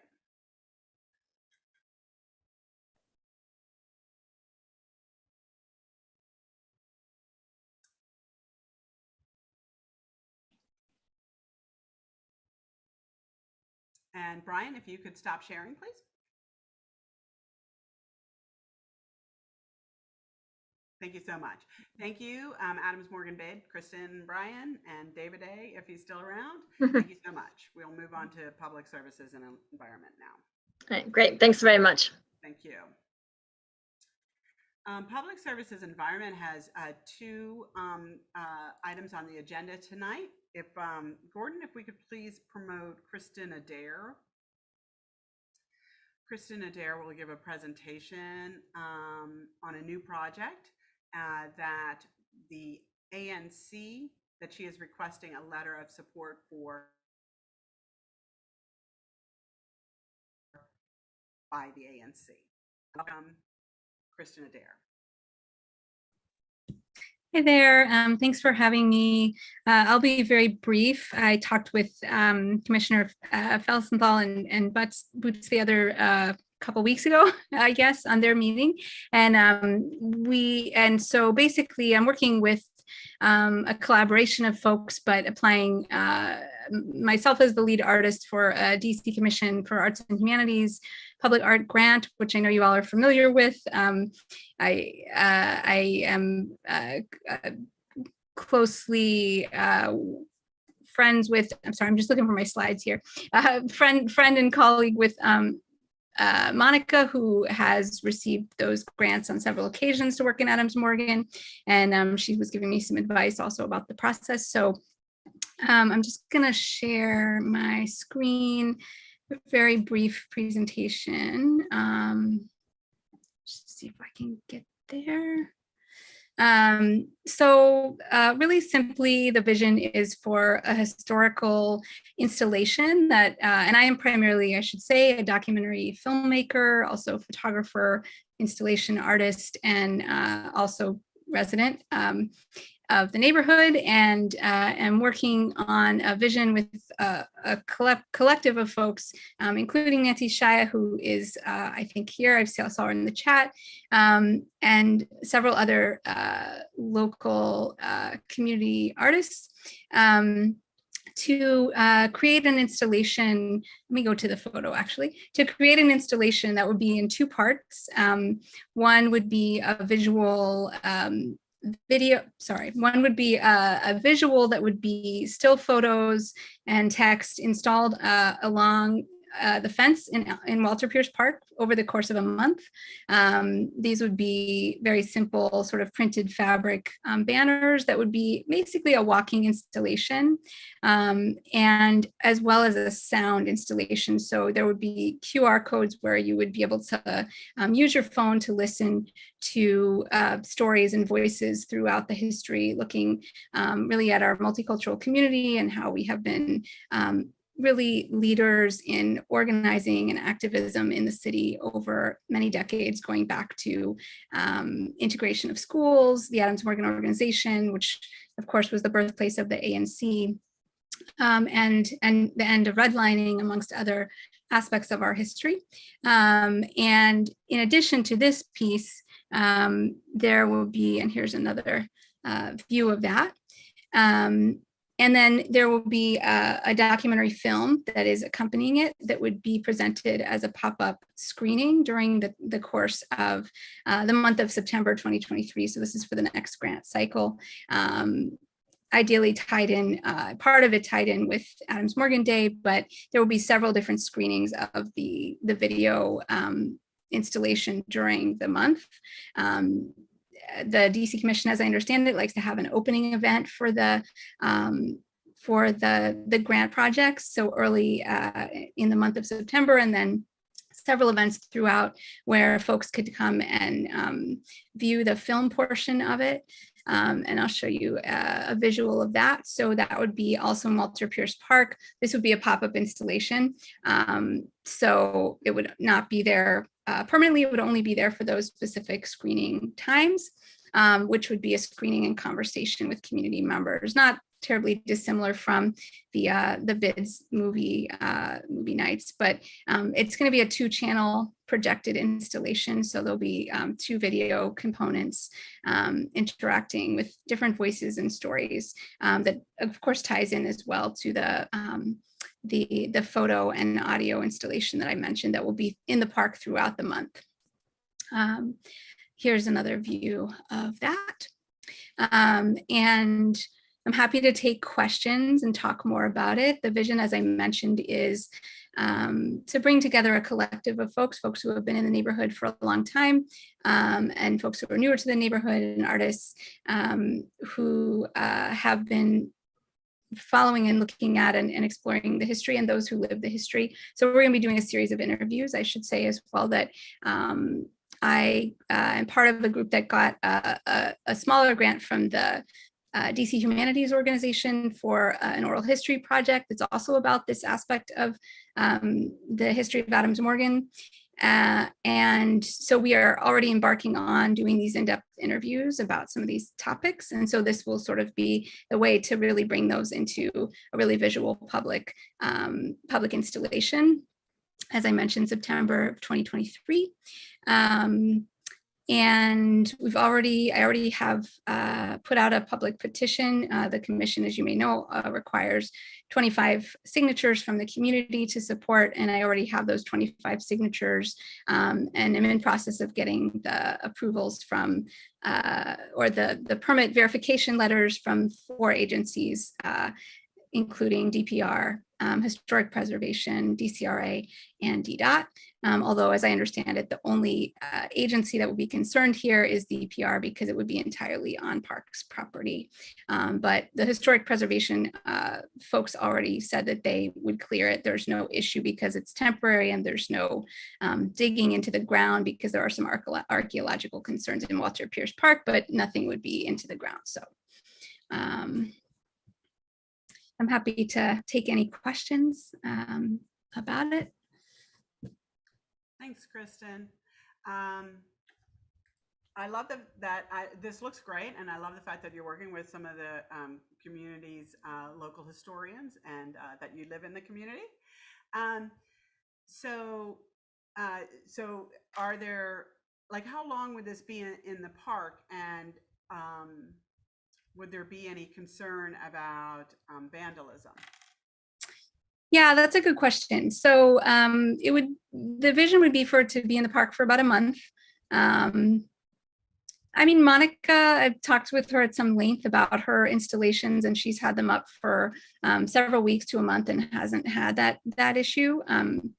I hope that it wouldn't be, and it's the fact that I'm in the community, I'm able to, be keeping an eye on it, checking it, walking through, day to day, making sure everything is staying where it's supposed to be. And the other thing I would say is that there's a lot of different ideas. We actually talked about them a bit with the subcommittee to really engage folks with it. So potentially, inviting some of the school groups to explore it and having some walking tours and some other opportunities. So, really keeping it engaged and activated so that it's not just sort of, oh, we put up some banners, they're sitting there and, people are gonna maybe mess with them. So the hope would be that wouldn't be the case, but we would certainly keep an eye on it. And if anything did arise, then we could tend to it. Thank you. Mm-hmm. And when is the grant deadline? The 15th. Yeah. 15th. So next Friday, July. Yeah. Okay, thanks. All right. Are there any questions from commissioners? Commissioner Boots. I don't really have any questions. I just want to reiterate my support.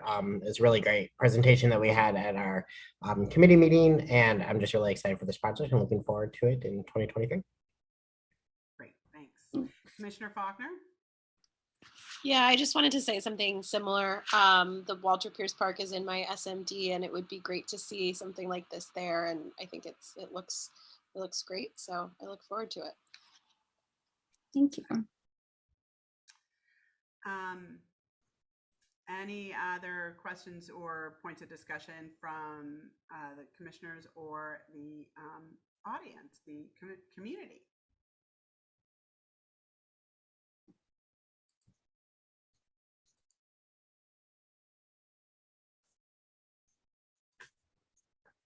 All right, hearing none. Kristen, could you please share this presentation? If you have a link, or if you could just send it around to the commissioners, and we can put it on the website, please. Sure. So if there are no more questions or points of discussion, we'll now vote on a letter of support for filmmaker Kristen Adair's new project in Walter Pierce Park. All those in favor, please say aye. Aye. Any nays?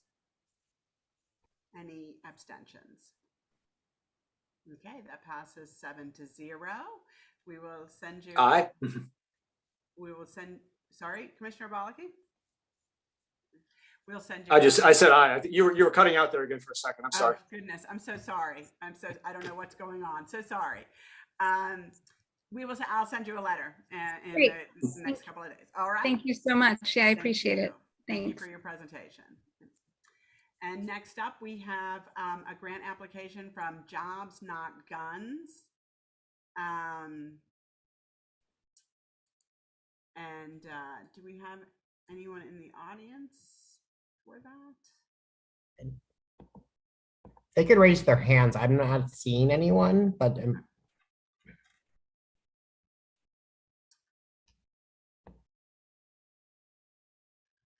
now we don't have to have them present because they did in fact present at the Public Services and Environment Committee. It's always good to have a presentation. Commissioner Boots, do you want to just give us an overview of this grant application, please? sure, I'd be happy to. I think I'll give an overview. The general program, hold on, thought I had it pulled up here, is that it's actually kind of two programs that are happening at once. The first is the job fair. This is the second job fair that this group will be doing. The first one was in the Anacostia neighborhood. It was very successful. And I believe they worked with, they were so successful that Councilmember Nadeau's office reached out to try to bring it up into our neighborhood. It was originally supposed to be in our ANC. Unfortunately, they were not able to find space that fit their budget. So they moved just across the street. And so it still will definitely be, I think, a lot of people from our ANCs who'd be supporting that. So the job fair is one part. And then we're kind of doing a job symposium with people being able to meet, learning kind of interview skills, job skills in general, just in terms of interviewing, how to interview, things like that, that they wanted to add to it. That's part of what we'd be funding, is to make that, they want to have a virtual component to that piece of it. So that would be where most of our funding would go to. So does anyone have questions just on the general? It's pretty straightforward in those two pieces. Yep. Thanks, Commissioner Boots. Okay, go ahead, Commissioner Wood. Just one thing, I apologize if this has been addressed before and I overlooked it. The amount was for $5,000 and I was under the impression that our maximum grant is for $4,000. I was just about to address that, Commissioner Wood. Yes. That is actually not going to be a problem, because the next thing that we need to bring up about this grant is, because of the allocations that we have earlier, we actually don't even have, even if we could fund $5,000, we don't have enough to fund them. I did reach out to the group yesterday just to ask, when we kind of found out that we most likely wouldn't have funds for them available, and kind of how they wanted to proceed. I haven't heard back to them from that, unfortunately, yet. But I do think that it'd be good, if this is something that we think we'd want to support, that we support them at our lower level and then give them the opportunity to do that. But I think everything needs to be contingent on if we actually get our allocations, because if we don't get our allocations, we're not really going to be able to fund them, because we don't have any, we wouldn't have any money for that. So I know it's a little complicated. It's not kind of our routine way that we would do this, but I think letting them have the flexibility, that if they want to take the chance, then we're able to get the money allocated to us by the time they have their event, that we can support them. If they have other funding sources and they'd rather just go that way, they also can not spend it. So I think giving them that option probably would be my recommendation, course of action. Thanks, Commissioner Boots. So we really need to make a couple of motions on the floor. So I was going to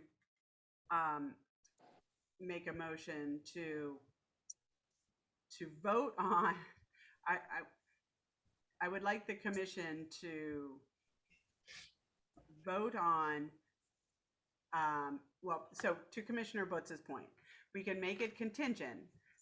But Treasurer Faulkner knows that the contingency would need the OANC and the auditor's office to give us money in 27 days, or actually 20 days, and that's totally possible that it won't. So the contingency could be on the floor. What I was going to put a motion on the floor about was, first, without voting on support, the motion I would like to make a motion that, does the ANC want to support this grant up to the point of $2,000. That would leave approximately $700 in our funds, and we are supposed to be getting money by the end of the month. So we will have operating money. That is a motion on the floor. I will recognize you in a second, Commissioner Balaki. Do I get a second for that? I second that. If yeah, I think I'm yes. Okay, thank you, Commissioner Faulkner. What I'm trying to get at is if the commission votes not to expend the $2,000, then the second part of supporting the grant is moot, correct? So if I'm using that correct, lawyers on the commission. Commissioner Balaki. Thanks. I watched the presentation before the subcommittee a few days after you guys had it and thought it was very interesting. It left me with a couple of questions. Did any of our brother, sister ANCs approve a grant for these folks that was approved by OANC? I am not aware of As that. I understand. Oh, Commissioner Boots, go ahead. They mentioned in the presentation, the ladies who made the presentation went through each of the four, ANCs in Ward 1 and indicated they had talked to them. And I thought that 1A had approved a grant that was pending before OANC. Is that right? Yes, yeah, that is on my understanding.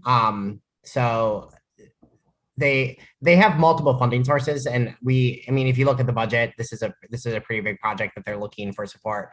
I think they originally came to us because they were going to be in our ANC, but I still think it's and they are getting support from other ANCs, but I don't think that precludes us from supporting them as well. And this event takes place in a couple of weeks, right? Correct. The event takes place on Thursday, July 27.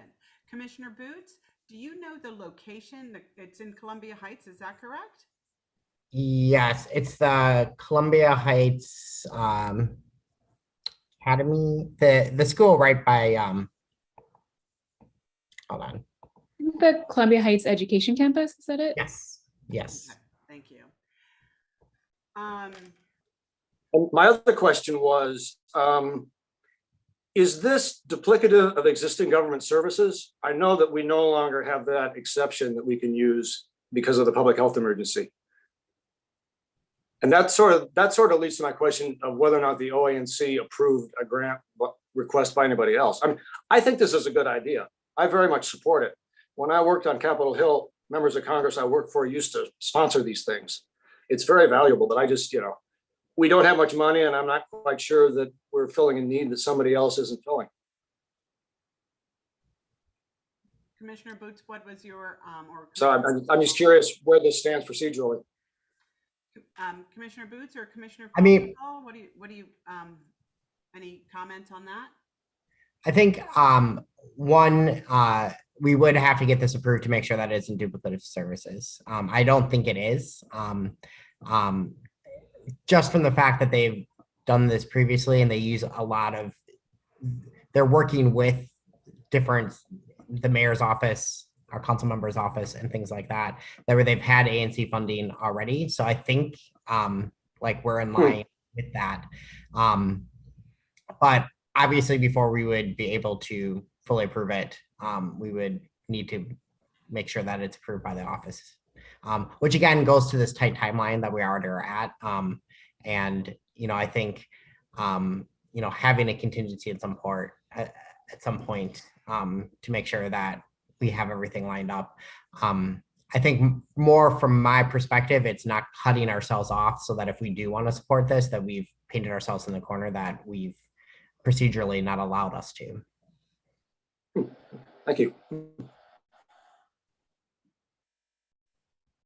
Commissioner Wood? Just briefly on that point, because I think it's an interesting point that warrants a discussion tonight. But duplicating government services, specifically when it relates to crime reduction, a lot of research goes into how it's very place specific, how those types of programs work. So at least in my mind, it's worth mentioning that there is an argument, which I would support, that this is not duplicitous of government services, because as far as I know, nothing in that specific geographic location is doing this, and place is very important when these services are open to the public. Thanks. Yes, so the grant, so one of the other considerations is that we cannot give money to activities that have already taken place. So this is the last time that we can vote on this grant. So if the motion still stands, let's start with the motion that's on the floor, which is the grant is asking for $5,000. We don't have $5,000. Does the ANC want to consider this grant at a $2,000 level? That's the motion on the floor. Any questions or discussion points about that? Commissioner Bolake? Commissioner Wood? Well, Commissioner Bolake, I guess. Your hand's still up? Thank you. So when you say it's contingent upon it being approved by the OANC? Generally speaking. I mean, yeah.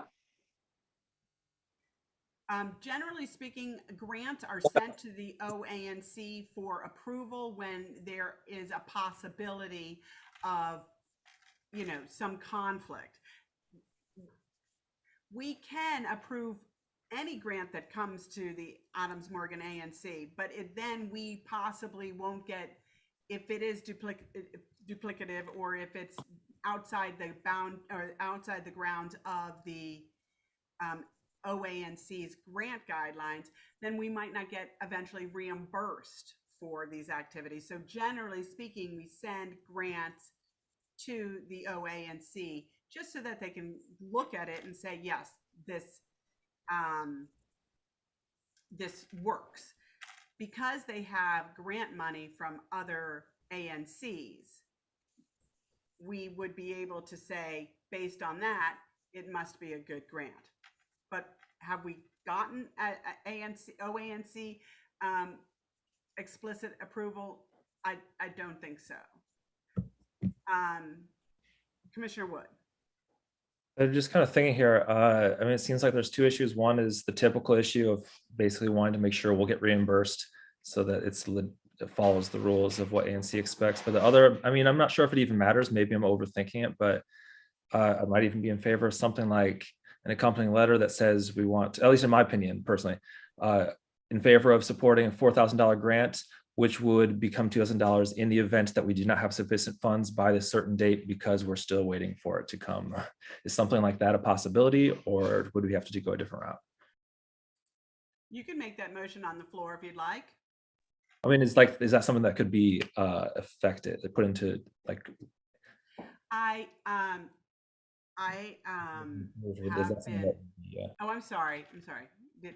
Oh, sorry. Is that something that's like a feasible reality if it were to be approved, or is that just kind of tinkering with details that's not really necessary? I appreciate that because I think that this is a good program, and I think that it does a lot of good. But I have been working with Commissioner Faulkner for several months now on our cash flow. And I will tell you that, well, Commissioner Faulkner, take it away. Sorry, I didn't mean to cut you off at all, Commissioner Clem, Chair Clem. No, I'm saying like you go ahead and talk about cash flow. Yeah, so I think we could in theory vote for that. My concern is we don't know how much money we will be getting from OANC over the next few weeks. Commissioner Clem and I have both gotten approval that we will start to get some, but we don't know how much, because it's very opaque. And so I will say, I personally, as treasurer who has to write those checks and is tracking that, I would be wary of us making any commitment above $2,000 until we know more about that cash flow, because we don't have a ton of bills that we expect to come due. Our normal monthly sort of salaries and tax payments are not that high, but we will have to pay at some point for someone to broadcast our meeting in just a few months. And we don't know when more money will come after this tranche of money, which I think will probably be about $5,000 this time. But so all of that is to say, I think we could vote on giving more money contingent on how much we get, but I personally would be, I think, financially more comfortable with saying $2,000 would be the maximum, pending OANC approval. So that is just, I maybe I'm being a little too cautious, but I do not want us in a situation where we, obviously we can't cover any, some of our bills. Thank you, Treasurer Faulkner. Yes, so part of the reason why we have a cash flow issue is because the OANC has not accepted receipts and program reports and project reports from some of our grantees. I have no doubt that Jobs Not Guns is going to be able to give us the receipts they need. One of the people on the board is Dottie Wade Love. She serves in 1A. She is their grant administrator. I do not believe that that's not the issue. The issue is right now making doing something contingent is also just going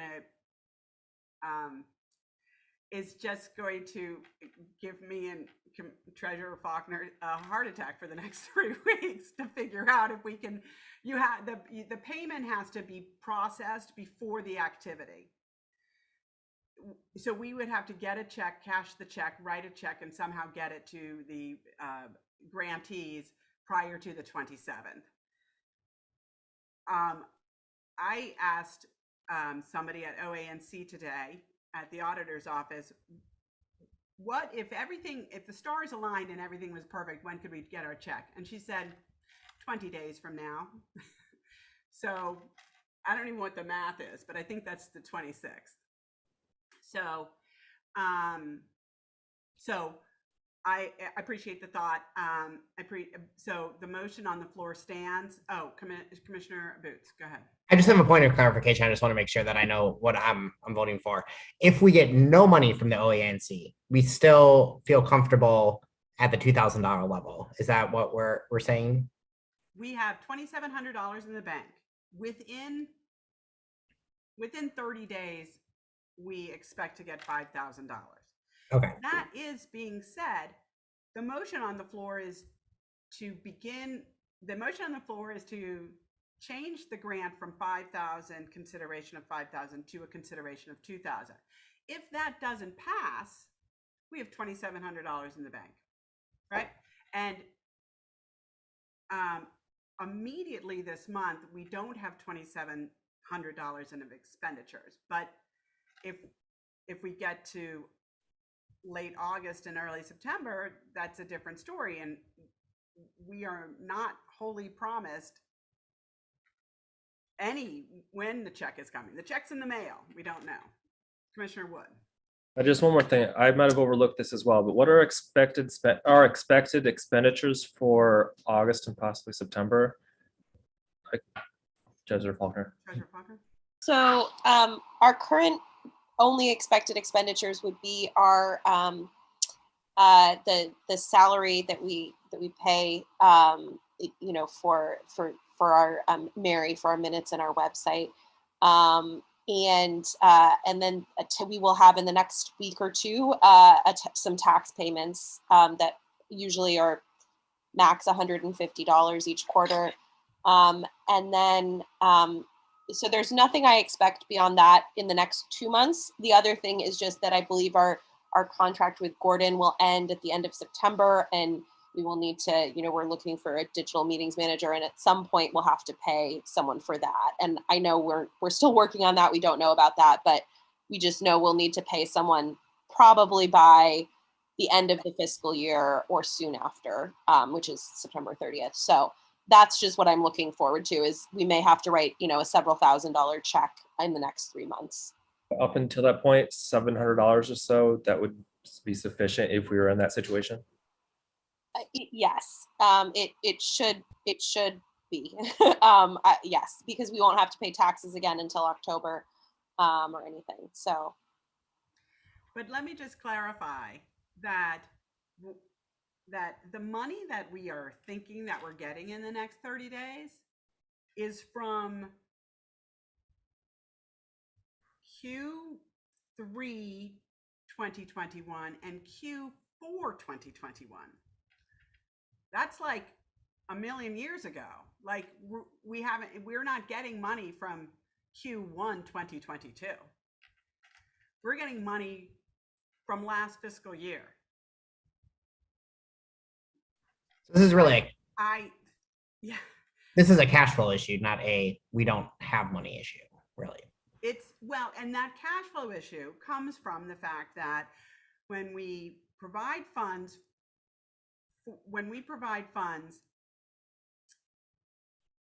well, the cash flow issue should be solved because Treasurer Faulkner and I sorted it out today. But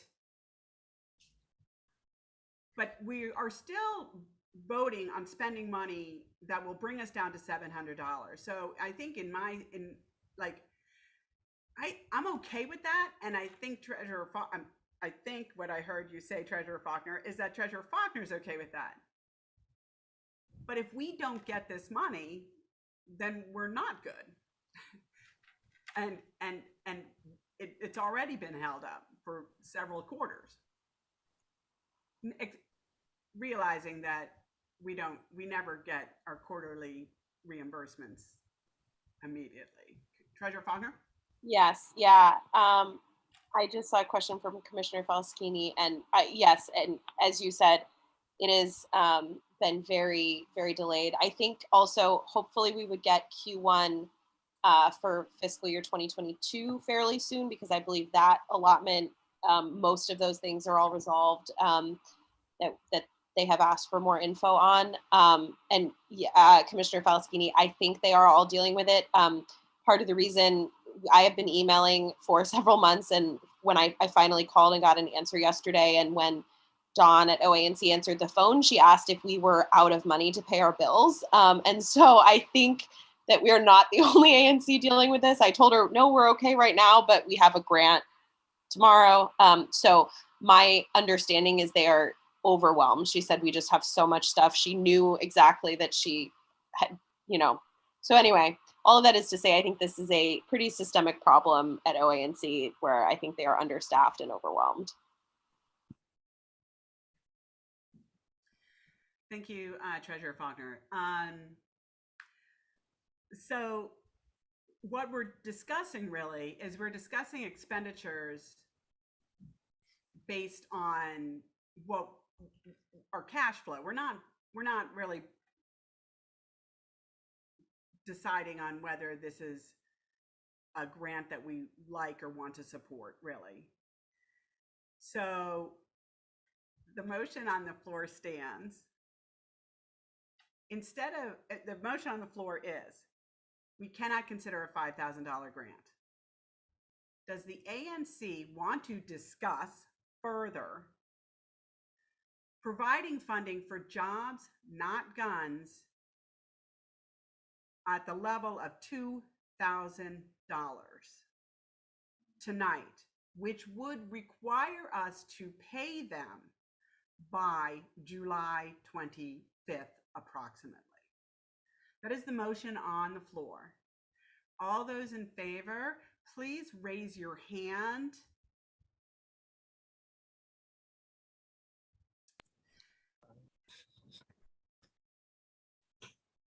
Commissioner Felsenthal and Faulkner, are you raising your hands?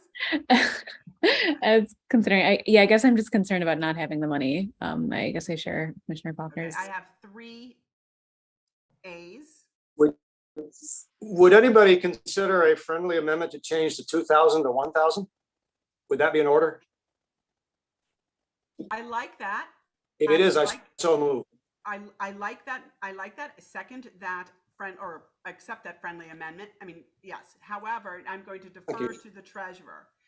Treasurer Faulkner, is $1,700 a little bit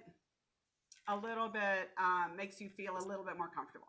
Yes, I would say that I would feel substantially more comfortable with that. I mean, it is, as someone I think had said in the chat, it is a large portion of our bank account. I think this is a great cause, and we do expect to receive, you know, about $5,000 within 30 days. But without knowing that, I would for sure, and without knowing when that will come, I would feel much more comfortable with $1,000, I think, than even 2,000. Excellent. Thank you for that friendly amendment, Commissioner Bollicky. Thank you. The motion on the floor has changed. The motion on the floor is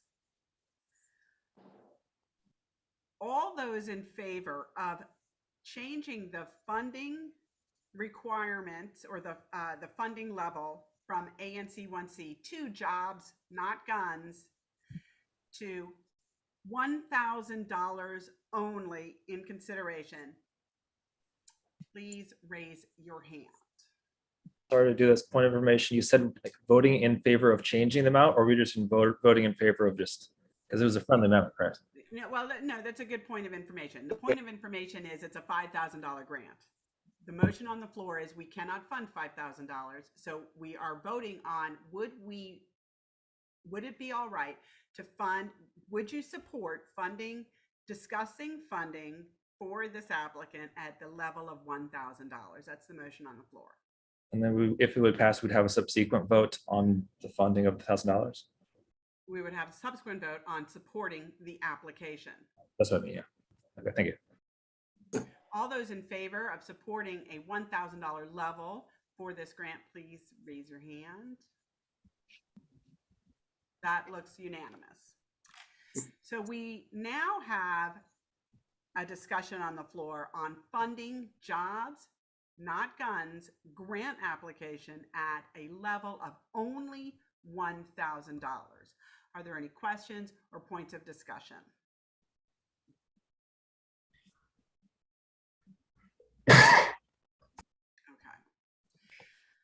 I apologize. Sorry. Okay, so the motion on the floor is ANC 1C will support the grant application of jobs, not guns, for only $1,000 payable by July 25th, leaving approximately $1,700 in our bank account. All those in favor of funding this grant application at that funding level, please say aye. Aye. Aye. Aye. Any abstentions? Okay, well, that passes 7-0. Thank you all for your considerate discussions and questions. And thank you, Commissioner Faulkner and Boots, for filling us all in. That brings us to the end of our agenda.